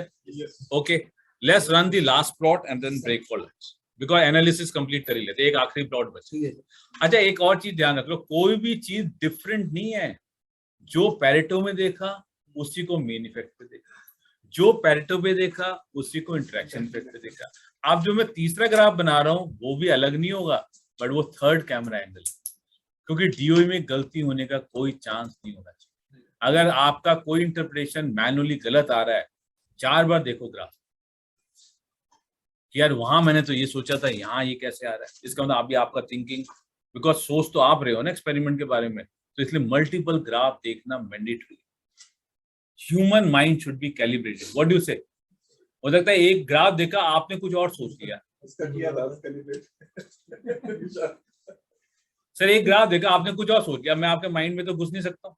मैं सेकंड ग्राफ दिखाऊंगा, हाँ भाई हाँ आप ठीक है, अरे यार ये तो वहां लग रहा था, हाँ सर आप समझ आया, हाँ ये ठीक नहीं, अभी एक और नहीं, एक तीसरा भी देखो। जब तीनों कैलिब्रेट हो जाएगा, I can take guarantee, I am now your mind thinking in clarity. तो एक तीसरा ग्राफ और मेरा लास्ट कैलिब्रेशन है सर, बट वो अलग कुछ नहीं होगा। अब देखना इसमें अगर लोगों का कंफ्यूजन आएगा, आई कैन टेल यू, इसका मतलब अभी उनको क्लैरिटी नहीं आई है सारे वैल्यूज। तो एक ग्राफ बना के और चेक कर लें, इसका नाम है क्यूब प्लॉट, और इसी सीक्वेंस में बनाना है जो मैंने आपको यहाँ सजेस्ट किया।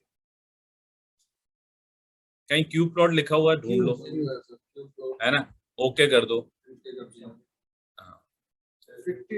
आप ना प्लीज डेटा मीन लेना है। डेटा मीन होता है एक्चुअल रिस्पॉन्स से उठाना है। जब डेटा मीन करोगे तब रिस्पॉन्स मांगेगा ये, ठीक है सर? नहीं आ रहा? डबल क्लिक करो, आ गया ना सर? ऑप्शन करो, कुछ नहीं ऑप्शन, यहाँ कुछ भी नहीं है, सारे सिलेक्टेड है, ओके कर दो सीधा, दैट्स ऑल।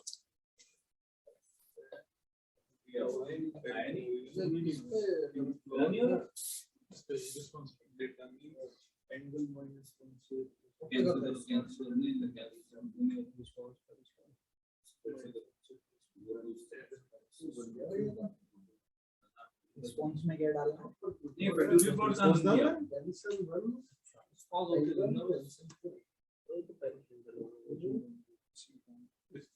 आपने एनालाइज फैक्टोरियल डिजाइन किया है, कहाँ की है? आपका ऑन नहीं हुआ, कंफ्यूज रॉन्ग, कोई शीट में कोई चेंजेस तो नहीं करे? देखिए आपका वो ऑन नहीं हुआ है, राइट? आपका पहला स्टेप है सर, मैंने बोला पहले प्लॉट आपका ऑन नहीं आ रहा है। देखो आप देखो बंद आ रहा है आपका, इसका मतलब समथिंग डेटा में आपने छेड़ा है, चलता है कि वो क्लोज कर दिया। हाँ कुछ भी किया होगा आपने तो वो फिर नहीं अलाउ करेगा, क्योंकि कोई भी डेटा छेड़ने से या कुछ करने से अगर आपका क्यू प्लॉट आ गया, आपका भी आ गया, अगर कोई डेटा छेड़ेगा, शीट को एडजस्ट करेगा, कुछ भी करेगा तो उसका डिसेबल्ड हो जाएगा। ये एक चीज निकल के आ गई। तो आप इनका देख सकते हो, अब ये इनका सीक्वेंस में नहीं फॉलो हो रहा है, सो एनालिसिस वाले को उसने ब्लॉक कर दिया क्यू प्लॉट भी बनाने के लिए। बिकॉज का मैं रीजन बताता हूँ, किसी ने अगर छेड़ दिया बीच में डेटा तो मिनी टैब गलत हो जाएगा। मिनी टैब वाले में लोग क्लेम डाल देंगे, भाई तुम्हारा तो क्यूब में ये दिखा रहा था, ब्लॉक्स में ये दिखा रहा था, तो इसने एक फंडा लगा रखा है कि ये बंद ही करा दो, इनको छेड़ने ही मत दो, कोई ना माइनस ना, अच्छा मेन शीट में माइनस को प्लस लिख दिया आपने, करते रहो। तो एक जस्ट अंडरस्टैंडिंग के लिए इन्होंने एक कंट्रोल लगा। ओके लेट्स वो सॉफ्टवेयर का पॉइंट भूल जाते हैं थोड़ी देर के लिए। सर ये क्यूब देख लिया, आप मुझे ये बताओ। देख तो लिया सर ये। नहीं अभी वो ऐसे डिस्कशन होगा, 2 मिनट रुक जाओ। सर आपने कितनी रीडिंग ली है? 8 ट्रायल है, 8 रीडिंग, ठीक है। आप ध्यान से सोचो, स्क्वायर के ऊपर कितने वर्टेक्स होते हैं? वर्टेक्स बोल सकते हैं जिनके कॉर्नर पॉइंट्स होते हैं, चुभने वाले 4 होते हैं। स्क्वायर में 4 होते हैं। तो जब आप 2 फैक्टर रन करोगे तो ट्रायल्स कितने होंगे? 4। तो वो 4 रीडिंग स्क्वायर के वर्टेक्स पे दिखा देगा। 4 पॉइंट है तो 4 पॉइंट्स दिखा देगा। अब आपने क्योंकि 3 फैक्टर रन किए तो टोटल ट्रायल्स कितने हो गए? 8। अब 8 कॉर्नर्स स्क्वायर में तो होंगे नहीं, ट्रायंगल में भी नहीं होंगे, है ना? क्यूब के ही होते हैं 8, चेक कर लो। फेस 6 होते हैं, चुभने वाले कॉर्नर 8 होते हैं। 2 क्यूब है, चिंता क्यों कर? Is it clear? Okay, so I come back here. So ये क्या वही 8 रीडिंग है जो आपने ली थी? पहले इतना बता दो। Exactly.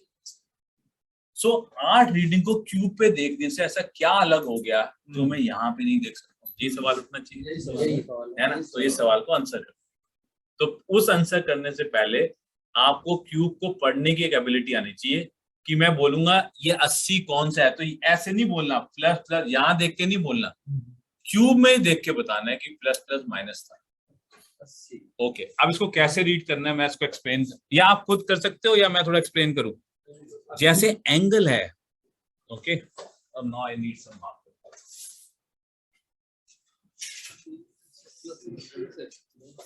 ये लास्ट है, then break for lunch. Just okay, एक मिनट मैं मार्क कर ले लूं। अभी मैं लेट मी एक्सप्लेन, पहले मैं एक्सप्लेन कर दूं, अभी एक देखो मत।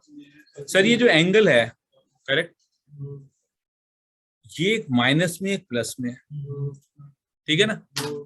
सो लेफ्ट वाला फेस माइनस में है, राइट वाला फेस प्लस में है।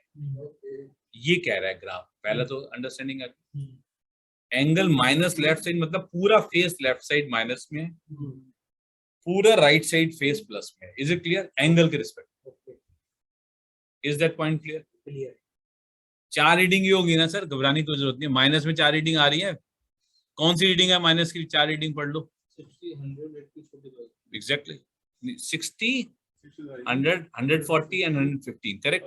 4 ही हैं। 4 रीडिंग माइनस में, पूरी प्लेट लेफ्ट प्लेट माइनस में है, और एंगल की प्लस प्लेट कौन सी होगी बताइए? Right side face. क्यूब का राइट फेस बताओ कौन सा है? 45, 80 एंड 100। अब बताओ सर आपको कौन सा? एक मिनट, ये फेस क्लियर हो गया, प्लस हो गया, ये फेस क्या हो गया? माइनस हो गया। क्लियर हो गया सर? एंगल के रिस्पेक्ट में। सर एनीबडी प्लीज, यहां तक क्लियर है? मैं आगे बढ़ूं?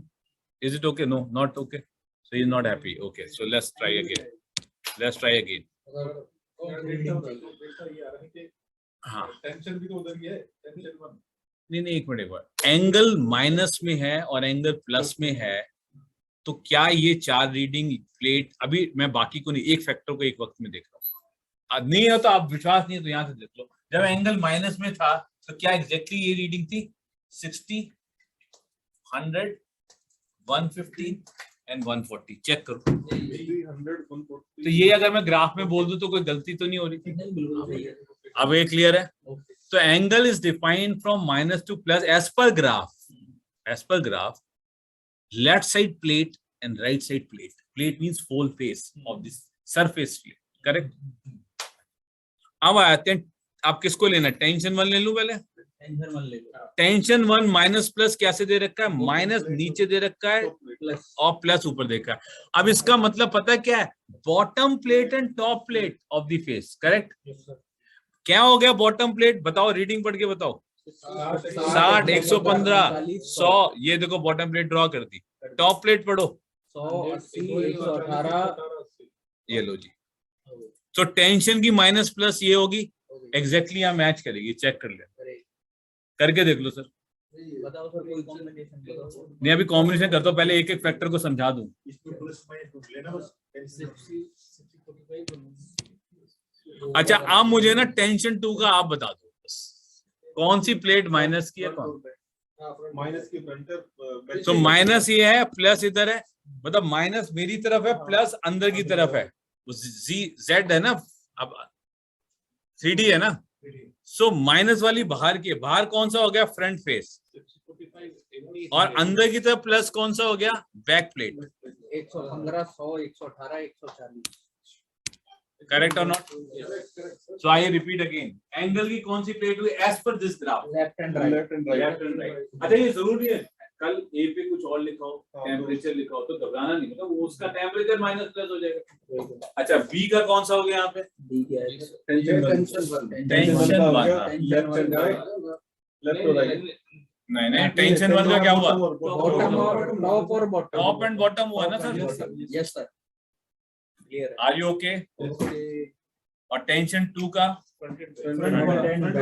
तो सबकी अपनी अलग अलग एक्सेस है, क्यों सर, कोई किसी से अपने अपने एक्सेस पे बैठा हुआ आया ना, ठीक है। एक टॉप एंड बॉटम पे बैठा है, एक लेफ्ट और राइट पे बैठा है, और एक फ्रंट और बैक, और 6 फेसेस हैं, 6 फेसेस कवर हो गए, 2 फैक्टर के 3 लेवल हो गए, 2 लेवल हो गए, 6 फेसेस कवर,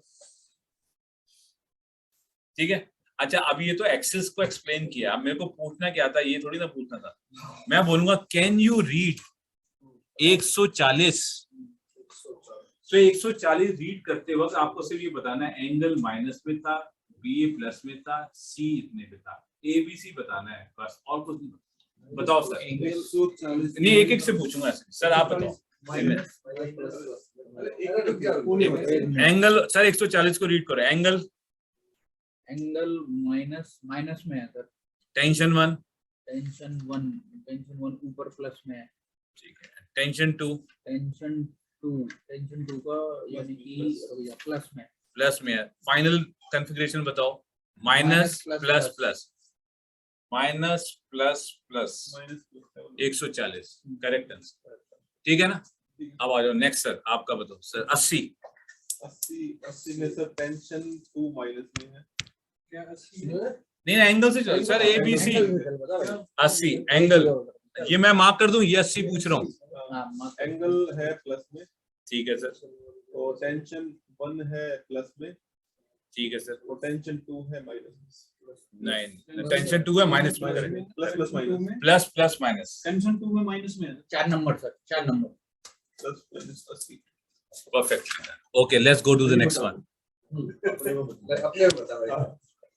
कौन सा ले लें सर इनके लिए, 115 क्या हो गया, नहीं ऐसा तो कुछ नहीं, बता भाई, एंगल बता पहले। एंगल में प्लस में है, नहीं वो प्लीज सोचने दो, गिव हिम सम टाइम, हंसना नहीं है, डू नॉट लाफ। 115 जो मैंने मार्क किया वो वाला बताना है, एंगल में माइनस में है, हाँ क्योंकि एंगल लेफ्ट साइड पे प्लेट लिए लेफ्ट पे है, टेंशन 1 में प्लस में है, टेंशन 1 में प्लस में है, एक minute please let him understand, angle minus side ये रीडिंग है, क्लियर है? तो आपने एंगल टेंशन में दो प्लेट है, टॉप एंड बॉटम, में प्लस तो बॉटम माइनस है माइनस, तो माइनस बोल रहा है, ठीक है, वेरी गुड।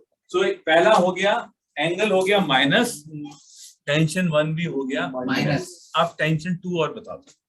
टेंशन 2 बताइए। टेंशन 2 बता भाई। माइनस में है। प्लस में। टेंशन 2 बताइए। नहीं टेंशन 2 बता। नहीं आपको बोलना नहीं है, सोचो फिर। ऊपर ये सब एक्सिस में है नहीं, ये इस एक्सिस में अच्छा ये राइट। टेंशन ये माइनस 1 देखो ये ऊपर नीचे है, ये देखो ये सॉरी ये तो ऊपर नीचे है, करेक्ट? ये लेफ्ट राइट है, ये आगे पीछे है, केवल माइनस प्लस को पढ़ो। दिस इज बाकी फ्रंट सब फ्रंट एंड बैक। तो टेंशन 2 आगे भी, आप मेरे को बताओ ये जो रीडिंग है बैक प्लेट पे या फ्रंट प्लेट पे? ये वाली रीडिंग बैक पे है, तो टेंशन में पीछे वाला क्या है, प्लस और माइनस, टेंशन 2 प्लस, ऐसे सोचना है। सर एक और सेम, एक और कर लें, इसी के साथ एक और कर लेते हैं। सो आई टेक, क्या कह रहा है आपने बोला 60 118 118 60 ले 100 ले लेते हैं 100। सर 102 है। कोई ये वाला 100 मार्क कर दिया ना सर, इसमें क्या घबराना है, मार्क कर दिया मैंने। बताओ एंगल का बताओ पहले। अच्छा सोचना कैसे, बोलना नहीं है, प्लस नहीं बोलना, पहले देखना है ये कौन सी प्लेट पे है एंगल का, पहले एंगल को सोचना है। अच्छा एंगल की कौन सी प्लेट्स हैं, प्लीज प्लीज, एंगल की कौन सी प्लेट है? Front back left right top bottom, कौन सी है? नहीं कोई, आई एम जस्ट ट्राइंग कोई नहीं टू मेक यू अंडरस्टैंड। पहले तो बुक्स ही समझना पड़ेगा ना। ये लो, ओ इस पे लिखा सब, इसको लिख दो, इसको लिख दो। मतलब ये दो नंबर माइनस ठीक है, टेंशन के लिए माइनस प्लस, इस टेंशन के लिए ये दो नंबर है माइनस प्लस, ठीक है। अब 100 मार्क किया हुआ है, 100 एंगल के रिस्पेक्ट में देखो कहां पे किस उसमें लाई कर रहा है, प्लस में कर रहा है, ठीक है, प्लस 1 हो गया। अब इस टेंशन 1 के रिस्पेक्ट में देखो कहां लाई कर रहा है, ये तो ऊपर है, ये कहां पे, ये कहां पे नीचे ना, यहाँ पे नीचे क्या है माइनस हो गया, वेरी करेक्ट। माइनस। अब टेंशन 2 के रिस्पेक्ट में देख, ये टेंशन 2 का ये क्या है और ये क्या है, तो क्या हो गया एग्जैक्टली, वंडरफुल। सो फाइनल बताओ reading, angle plus plus minus plus minus is it okay? Okay wonderful, ठीक है सर। ओके सो एक रैंडमली और लेते हैं, कोई और वैल्यू बता दो आप। 45 के होगा। 45 बताओ। हाँ एंगल प्लस ठीक है, टेंशन 1 माइनस टेंशन 2 माइनस। ठीक है, आप बता दो सर एक लास्ट कोई, ये वाला 100 बता दो आप, ये वाला हटा देते हैं ना, एक पहले मैं सारे हटा देता हूँ, ये वाला बता दो। एंगल चलो लेट हिम से, एंगल माइनस, ठीक है, टेंशन 1 तो इजी है, टेंशन 1 का कोड देखो ना, प्लस ओके प्लस फिर टेंशन 2 टेंशन 2 के रिस्पेक्ट में देखो, टेंशन 2 के साइड पे इसकी टेंशन 2 है फ्रंट और बैक, फ्रंट और बैक हो गया। फ्रंट फ्रंट में है क्या ना, है? आगे की साइड है ना, आगे की साइड कौन सा है, माइनस है प्लस है? टेंशन कोड टेंशन का कोड सर इसको थोड़ा सा ना वही टाइप को उसको कलर में करना चाहिए, सारी चीजें टाइप कुछ नहीं बताता, हम ही कर ले सकते। क्या बता रहा है आप बताओ, अभी तक कुछ लगा आपको, कुछ गाइड कर रहा है हैं? अपनी अंडरस्टैंडिंग से ही चलना है। Is it okay? तो एक आप बता दो लास्ट, बताओ सर 45 पकड़ लें? पकड़ा तो सर मैंने। अच्छा 45 पकड़ ले, 140 एक कर दो। है नहीं 115, ये लो 115 बता दो सर, बताओ सर, फटाफट बताओ, भूख लग रही है। जल्दी करो सर। 115 एंगल माइनस है, परफेक्ट है सर, टेंशन 1 हमारा माइनस है, परफेक्ट है। और एंगल टेंशन 2 टेंशन 2 हमारा बैक है तो प्लस। परफेक्ट। चलो अब मुझे अल्टीमेटली बताओ इससे हुआ क्या? यहीं से देख लेते, Validation हो गया सर उसका। यहीं से देख लेते, इतना कॉम्प्लेक्स बना दिया क्यों सर? थर्ड कैमरा आपको लगता है सर यहीं से देख लेते, इतना देखने की और टेंशन होगी? यहाँ से लिखा तो हुआ प्लस माइनस प्लस। सर इससे पता क्या फायदा है? अब इसका अल्टीमेट ये है, एंड देन वी क्लोज। किस जगह जाने से एक वैल्यू बढ़ती है, किस प्लेट पे जाने पे वैल्यू कम होती है, ये बता। कैसे बता रहा है कैसे? आप मेरे को देख के बताओ, किस जगह जाने से वैल्यू का बढ़ना हो रहा है, किस जगह कौन सी प्लेट पे मैक्सिमम वैल्यूज आ रही है, कौन सी प्लेट पे, प्लेट मतलब पूरी सरफेस, टू पे आ रही है। टेंशन टू नहीं, फ्रंट और देखो प्लेट्स बताओ, टॉप और बॉटम प्लेट बताओ। बैक प्लेट पे सर इसको टॉप भी बोल सकते हैं, एक कॉर्नर दो प्लेटों पे है। बैक प्लेट पे आ रही है, हैं? बैक प्लेट पे आ रही है सर। बैक बैक प्लेट पीछे वाला, पीछे वाले पीछे वाली पे सर। 140 से Backward वाली। यही देखना था बस। और लोएस्ट वैल्यू कहाँ पे आ रही है? आगे वाली, आगे पे ही है। फ्रंट पे ही आ रही है। फ्रंट पे सर। 40, 60, हाँ सर। फ्रंट पे। सो पीछे जाने पे वैल्यू बढ़ रही है, आगे आने पे कम हो रही है। तो ये कौन सा फैक्टर फ्रंट और बैक प्लेट को गवर्न कर रहा है? प्लीज लिसन, कौन सा फैक्टर है? टेंशन टू कौन है? C is the highest factor. Pareto में भी हाईएस्ट आया, मेन फैक्टर भी हाईएस्ट आया। ये मतलब निकला। अब आपको क्लैरिटी आ गई कि जो मैंने हर जगह सोचा था वो बाय डेटा करेक्ट। ऐसा कभी पॉसिबल है ऐसा कि मतलब let us say जिसमें मतलब जैसे सी फैक्टर आया हमारा वहाँ पे पैरेटो में, और यहाँ इस क्यूब में कुछ और? Not possible. इसका मतलब आपका interpretation of the previous chart versus interpretation of this chart was wrong somewhere wrong. इसका मतलब आपका माइंड ने उसको सही रीड नहीं किया। एक तरीके से चेक ऑन चेक हो गया। अब आते हैं इनका पॉइंट ले लेते हैं, पहले मैं बता देता हूँ आपका पॉइंट। सपोज सिर्फ 140 118 ही आ रहा है और नीचे बाई चांस 100 वाला 115 वाला हाईएस्ट नहीं है, सब ऐसा मान लेते, तो 2 पॉइंट ही हाईएस्ट आ रहे हैं, चारों पॉइंट हाईएस्ट नहीं आ रहे। तो इसका मतलब पता है क्या हुआ? आप एग्जैक्टली, तो इसका मतलब मेरे को बता दो, अगर ये 2 हाईएस्ट पॉइंट्स हैं सिर्फ मेरे, ऐसा मान लेता हूं मैं एक बार फिर से, तो कौन से फैक्टर का इंटरेक्शन? टेंशन 1 का टेंशन। एक तो बैक प्लेट है, ये गारंटी है क्यों सर? तो टेंशन 2 तो आएगा ही आएगा। अब मेरे को बैक प्लेट के साथ ये टॉप प्लेट का, हाँ टॉप प्लेट में आ रहा है tension 1, so tension 1 and tension 2 का इंटरेक्शन क्यों सर? सर आपने क्या कहा था? नहीं वो इन्होंने बोला था। अब आप बताओ आपने क्या कहा? क्या कहा था आपने?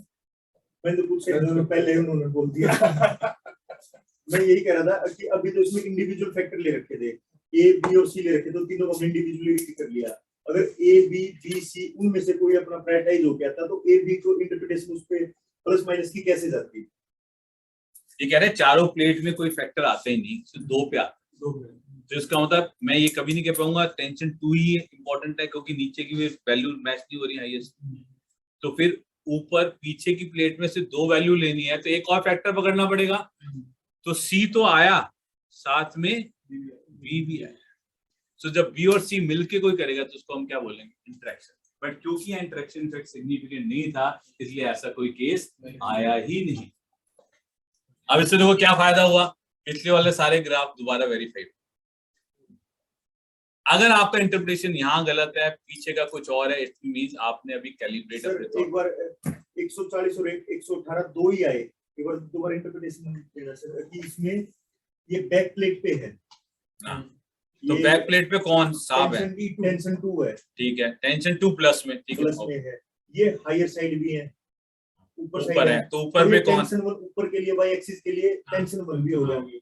बट 140 से 118 ये कम होता जा रहा है, तो ये माइनस जो ये है एक्स एक्सिस पे दे रखा हमने एंगल भी तो मतलब जैसे माइनस से प्लस में जा रहा है, तो ये 140 से 118 हो रहा है। आपको पहले ये बताना कि कंपैरेटिवली सबसे हाईएस्ट वैल्यू तो यही 2 मिली है आपको एवरेज में 118, उसके बाद तो कोई वैल्यू ही नहीं है। 140 और 118 दो ही है सर, यही 2 हाईएस्ट वैल्यूज हैं, करेक्ट। Yes sir. उसके बाद 115 है, फिर 100 है, फिर 45 है। सर 140 और 118 दो ही मिली है, दो अपने कॉर्नर निकल के आए हैं। हाँ, तो इससे अपने को ये निकालना कि ए फैक्टर है कि बी फैक्टर है कि सी फैक्टर है। हाँ, तो अगर आप एंगल को ले रहे हो तो फिर एंगल तो राइट प्लेट है ना, तो राइट प्लेट में ऐसा कौन सा, या तो फिर ये वाली वैल्यू भी ज्यादा होनी चाहिए थी, तो ये होती 150 कुछ, तो मैं एंगल को लेता, एंगल की प्लेट में भी तो कुछ वैल्यू मिलनी चाहिए ना। एंगल कहाँ कंट्रीब्यूट कर रहा है? जहाँ ये जुड़ रहे हैं, दोनों प्लेट जुड़ रही है, तो अगर आप तीसरा फैक्टर ले रहे हो तो उसका कुछ तो कंट्रीब्यूशन है ना, उसकी तो पूरी प्लेट है ना। यही अगर ये ऐसे आ रही है तो ये प्लेट मतलब angle right, suppose angle plus side लूं तो 4 पॉइंट्स हैं उसके, तो 4 पॉइंट में उन 118 के अलावा कोई पॉइंट हायर आ रहा है क्या एंगल में? तो फिर एंगल कहां से कंट्रीब्यूट करेगा? ये तो वही 18 जो वो मैं दोनों कह रहा हूँ कि माइनस से प्लस में जा रहा है एंगल। हाँ 118 और 140 दोनों उसके कॉर्नर पे तो आ ही रही है।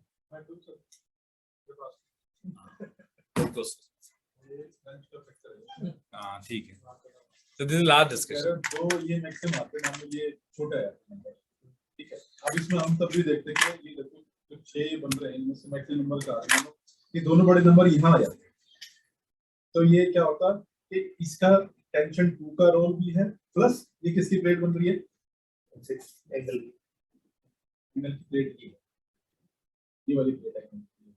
इसका मतलब ये है कि इस अभी तो क्या है, एक प्लेट सिर्फ और सिर्फ जो टेंशन के चारों तरफ उसी कोई मैक्सिमम तो टेंशन अकेला, बट अगर यहाँ पे वो नंबर कहीं और बढ़ जाता तो वो जो प्लेट है वो प्लेट भी उसके लिए रिस्पॉन्सिबल हो जाती है। अगर हम कहते हैं कि टेंशन प्लस एंगल भी इसमें रिस्पॉन्सिबल। मैं आपको एक बात करता हूँ, लेट्स सी 4 पॉइंट हैं तो एक फैक्टर का प्लस और माइनस क्लियर हो गया। 2 पॉइंट है, 2 का इंटरेक्शन बता दिया। अगर एक ही पॉइंट अगर आपको सिर्फ 140 ही पकड़ना है तो बात खत्म हो गई, फिर एबीसी तीनों इसके हाईएस्ट कंट्रीब्यूटिंग। अब आप कह रहे हो कि ये भी कम है, सिर्फ एक ही फैक्टर मिला, ये 50 है 60 है, सिर्फ ये 140 पकड़ लेते, इसमें ए बी सी तीनों का इंटरेक्शन है तो तभी 140 आएगा। और लेकिन उसके रिस्पेक्ट में बाकी सारे बिल्कुल कम होने चाहिए ना, फिर और कुछ होने नहीं चाहिए ना, तभी तो 140 एबीसी पकड़ोगे। कितने कम होने चाहिए उसका भी कोई रूल है? एक्स वही लाइन है सर, 140 में से 31 माइनस कर दे। नहीं माइनस नहीं कर दो, वो ग्राफ जो हमने कैलकुलेट किया था एबीसी का हाईएस्ट आना चाहिए ना टॉप में, फिर कंपैरेटिव स्केल में चल रहा है ना, ये थोड़ी ना आपसे 104 या मैथमेटिक्स थोड़ी ना चल रहा है कि 112 इज ग्रेटर देन वो 110, सिग्निफिकेंट होना चाहिए। और देखो एंगल की अपनी ये वैल्यू तो आप कंसीडर करोगे ना, ये 140 लेके घूम रहे हैं, यहाँ सब खराब पड़े हुए हैं, तो एंगल फाइनली कितना कंट्रीब्यूट कर देगा अपनी प्लेट में?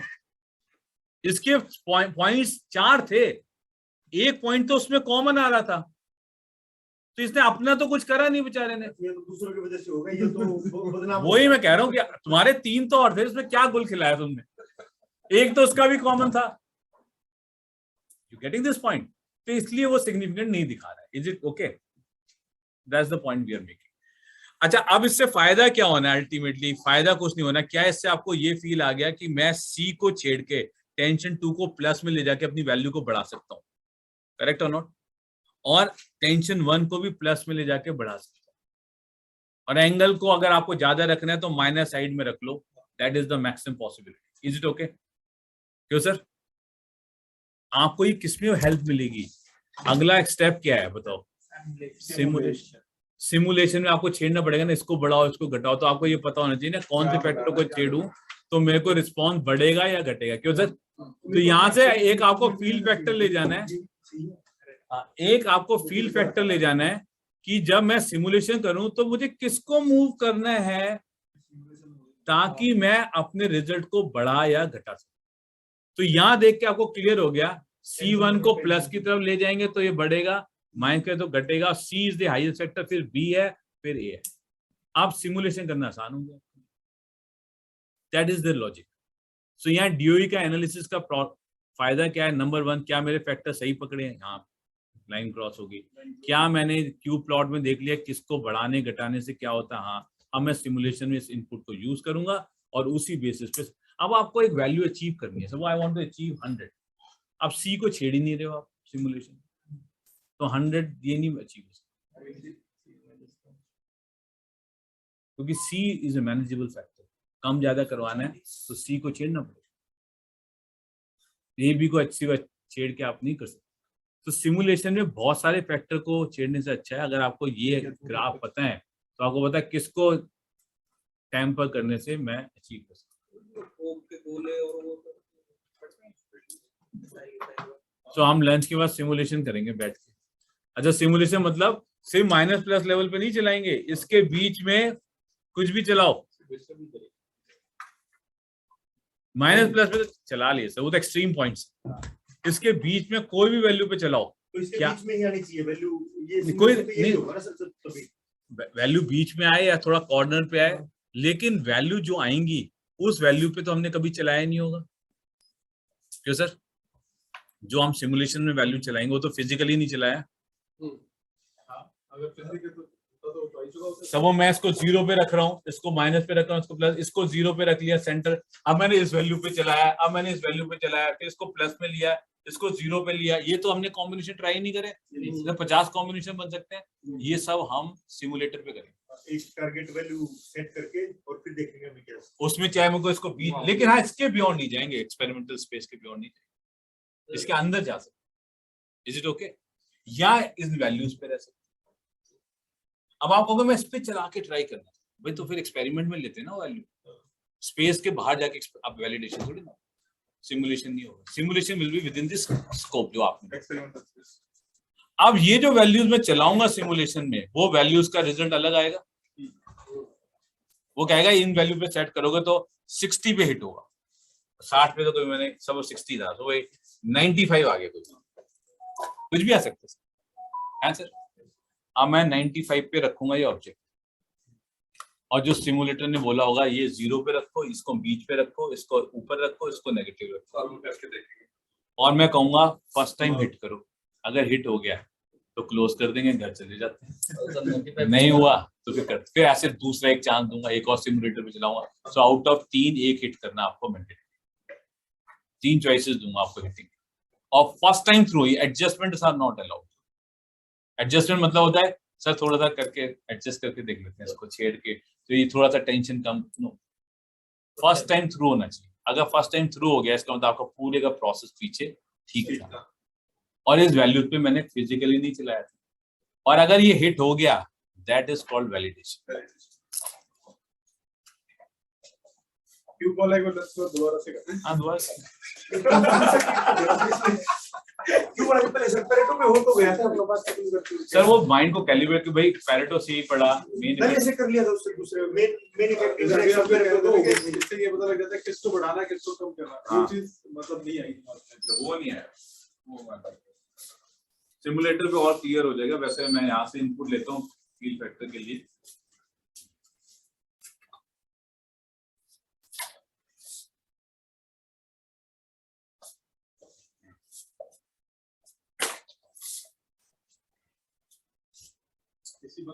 पूछ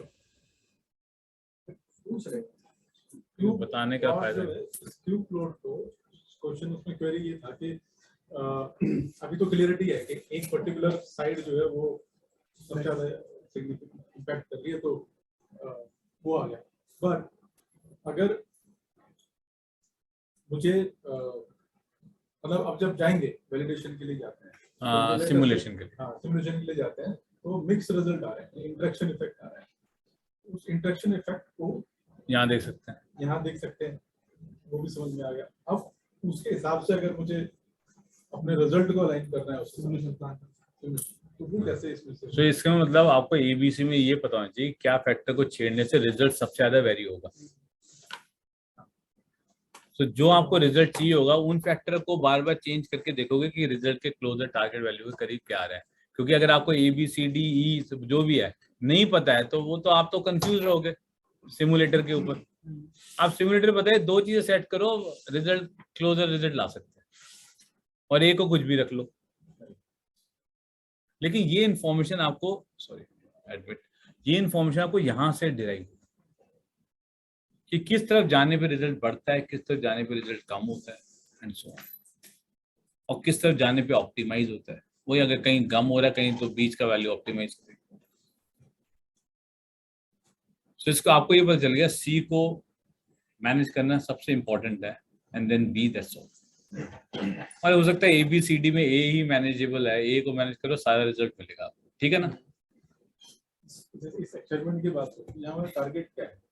कोई टारगेट नहीं हम अभी, यहाँ क्या करना चाह रहे हैं?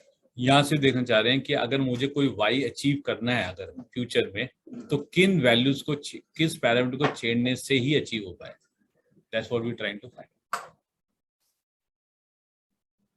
हमें बेसिकली हम यहाँ से ये निकालेंगे कि इसको छेड़ता हूँ तो मैक्सिमम इम्पैक्ट जाएगा, हाँ बट इसको मैं इतना भी कहूंगा- करूंगा तो वो कोई फायदा नहीं मिलेगा, ठीक है ना। सब वो एक है 18 है, अब मुझे बोलना है कि 140 30 फेंको, तो वो 18 वाले कितना भी मेहनत कर ले बेचारा, वो 118 की तरफ नहीं जा सकता, करेक्ट। तो उसके लिए बी और सी का मैनेज होना जरूरी है, ठीक है ना। अब एक और पॉइंट आता है इसमें कि डिग्री भी पता होना चाहिए, बढ़ाने से क्या होगा, घटाने से क्या होगा, ये भी यहाँ से पता होना चाहिए। क्या सर? क्यूब से ये नहीं कि सिर्फ सी इज इम्पोर्टेंट, ये भी पता होना चाहिए सी के बढ़ाने से प्लस ले जाने में क्या होता है, माइनस ले जाने से क्या होता है, ये भी पता होना चाहिए। पता है ना हमें, सी के प्लस जाने में मैक्सिमाइज होती है वैल्यू, सी को माइनस ले जाने में मिनिमाइज होती है वैल्यू, पता है ना, कोई डिग्री भी पता है। तो इसमें मतलब ये क्यूब की एक तो बनेगी ना। हाँ? क्यूब अभी तो मान लो एक बेसिक है कि भाई हमने माइनस से प्लस गए और प्लस गए, तो कई बार क्यूब की शेप ऐसी भी हो सकती है कि ऊपर जाने की बजाय क्यूब की शेप नीचे आ रखी होगी पूरी के पूरे, जिसमें मान लो जो हमने ये ले रखा है टेंशन 2 ले रखी है, वो ऊपर साइड ले रखी है, इसके बढ़ने के साथ वो बढ़ रही है, बट अगर इसका रिवर्स वो होगा, इसके बढ़ने घटेगी वो बढ़ने के साथ, तो ये नीचे की साइड बनेगा इसका फ्लो। नीचे की साइड नहीं बनेगा, ये जो वर्टेक्स में जो माइनस है, जो नीचे की चेंज साइड, हो जाएंगे, वो वैल्यूज ऊपर नीचे अच्छा माइनस प्लस का वो सब ऊपर नीचे हो वो जाएगा, डेटा के अकॉर्डिंग, वो डेटा के अकॉर्डिंग, मतलब वर्टेक्स आपके 8 ही है। नहीं वर्टेक्स तो 8 ही आएंगे। हाँ, और एक ऊपर क्यूब नीचे कुछ बन जाए, नीचे बन जाए तो बात तो मतलब ऊपर नीचे नहीं, एक माइनस कोड एक प्लस कोड है, तो माइनस में अगर वैल्यू बढ़ रही है तो ये नीचे का वो बॉटम वाले वैल्यू बड़ा सब वो बैक प्लेट पे ज्यादा है, एग्जांपल लेते हैं तो फ्रंट पे ज्यादा दिखा देगा, बैक पे कम दिखा देगा, रिवर्स करते हैं। उल्टा मतलब इतना ही करेगा, ये नहीं करेगा कि क्यूब को शिफ्ट नहीं करेगा। हाँ क्यूब को शिफ्ट, क्योंकि क्यूब का अगर बाहर भी आ जाए तो बात तो वही है ना कि जो फ्रंट वाली फेस बाहर आ गया और अंदर वाला फेस अंदर चला गया, राइट, तो वो फेस तो पहले ही बना हुआ है, तो वो वैल्यूज को शिफ्ट करेगा। जैसे कोऑर्डिनेट पे नहीं बनाते सर कि ये 0 है, ये प्लस में चला गया, ये प्लस में चला गया, ये प्लस में चला गया, तो आपको 0 दिया ना, माइनस हो जाएगी तो वो या माइनस जो है वो नीचे नहीं है, देखो ना कोऑर्डिनेट के नीचे नहीं है, रिफ्लेक्शन ऑफ द एक्सिस के नीचे नहीं, इसलिए माइनस कभी भी जाएगा तो उससे कोई फर्क नहीं। अच्छा, यहाँ y की वैल्यू माइनस में नहीं आ सकती इन जनरल, कोई रिस्पॉन्स ही होगा ना, होगा तो मॉड ले लेंगे, ठीक है ना। जैसे डाया होगा -30.4 तो डाया आने वाला नहीं, अगर आएगी तो वो एक रिप्रेजेंटेशन होगा बेसिकली ऑन साइन से कोई उसका उसका साइन आप चेंज करके एक मॉडिफाई कर लेना मॉड, क्योंकि हमें माइनस में चाहिए। Okay, so sorry, is that answered और the cube plot understanding? The cube इतना ही लाता है, एक फील लाता है कि किस तरफ जाने से हमारा रिस्पॉन्स बढ़ता है या घटता है, उसका एक विजुअलाइजेशन है। इससे विजुअलाइज, इस डेटा को विजुअलाइज करके आप नहीं बता सकते कहाँ जाने से क्या बढ़ रहा है, इसमें विजुअलाइज क्लियर होता है। मे बी हम एक और कोई जो फाइल हमारे पास में एग्जिस्ट करती हो उसका क्यूब देख लेते हैं। हम एक बना के देख लेंगे, मे बी एक आप ट्राई कर लेते, ठीक है ना, बट वैल्यूज कुछ ना कुछ आएंगी, correct, that is clear. Or you want me to write some different values on the same plot? Maybe ye values, if I miss that value, if I say this is 60, this is 70, this is 90, this is 100, this is 140, this is 100, this is 95, this is 130, and so ye values. Left वाले पे जा रहे हैं, angle tension 1 पे ज्यादा है, So tension, angle पे है, एंगल पे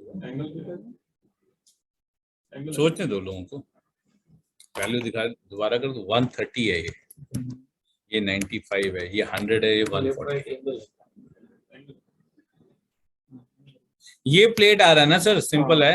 लेफ्ट वाला सो एंगल यहाँ सिग्निफिकेंट फैक्टर आना चाहिए। और जब वो नेगेटिव साइड जाए उस टाइम बढ़ा रहा है। हाँ, अब वो कुछ भी हो, जैसे अब आप देखो ना नेगेटिव साइड पे वैल्यू हायर आ रही है सर, तो इससे कोई फर्क नहीं पड़ता। The difference is coming from negative to positive, value is getting reduced. अच्छा, अब एक मैं इंटरेक्शन का प्लॉट बना लो, सपोज है ना, ये था 140, 130, 95, 80, 80, 95, 95, 100, right? अब बताओ सर। एंगल आपका टेंशन 1 एंगल ही है मतलब मेन तो, और एंगल नेगेटिव जा रहा है और टेंशन बढ़ रहा है, उस टाइम पे स्ट्रॉन्ग बताओ सर। और मैं हायर साइड पे लेना है अभी, लोअर नहीं higher. Angle 1 tension 1 angle angle को कम कर रहे हैं और टेंशन को बढ़ा रहे हैं, तो उस टाइम पे हमारी जो थ्रो है वो ज्यादा डिस्टेंस बढ़ रहा है। तो इंटरेक्शन बिटवीन क्या हो गया, एंगल एंड टेंशन टेंशन 1। क्या सबका यही कंक्लूजन आ रहा है? इसी से लेफ्ट फ्लैंक पे ही ज्यादा कंसंट्रेशन है।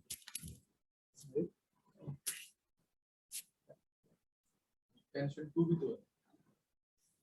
टेंशन 2 प्लस 130 140 95 80 टेंशन 1 ऑफ ऊपर नीचे टेंशन 1 ऊपर नीचे, सॉरी टेंशन टेंशन 1 और एंगल टेंशन 1 एग्जैक्टली। तो ये वाला पार्ट पकड़ना है, सिंपल सी बात। सो अलग अलग रीडिंग पे अलग अलग इंटरप्रिटेशंस आएंगी, क्यों सर? अब यहाँ एंगल और टेंशन 1 को एडजस्ट करना पड़ेगा to achieve your simulation goal, correct? But अभी जो मेरा करंट डेटा है उसमें ऐसा नहीं है, उसमें सी को कंट्रोल करना पड़ेगा और बी को मैक्सिमम। Is it okay?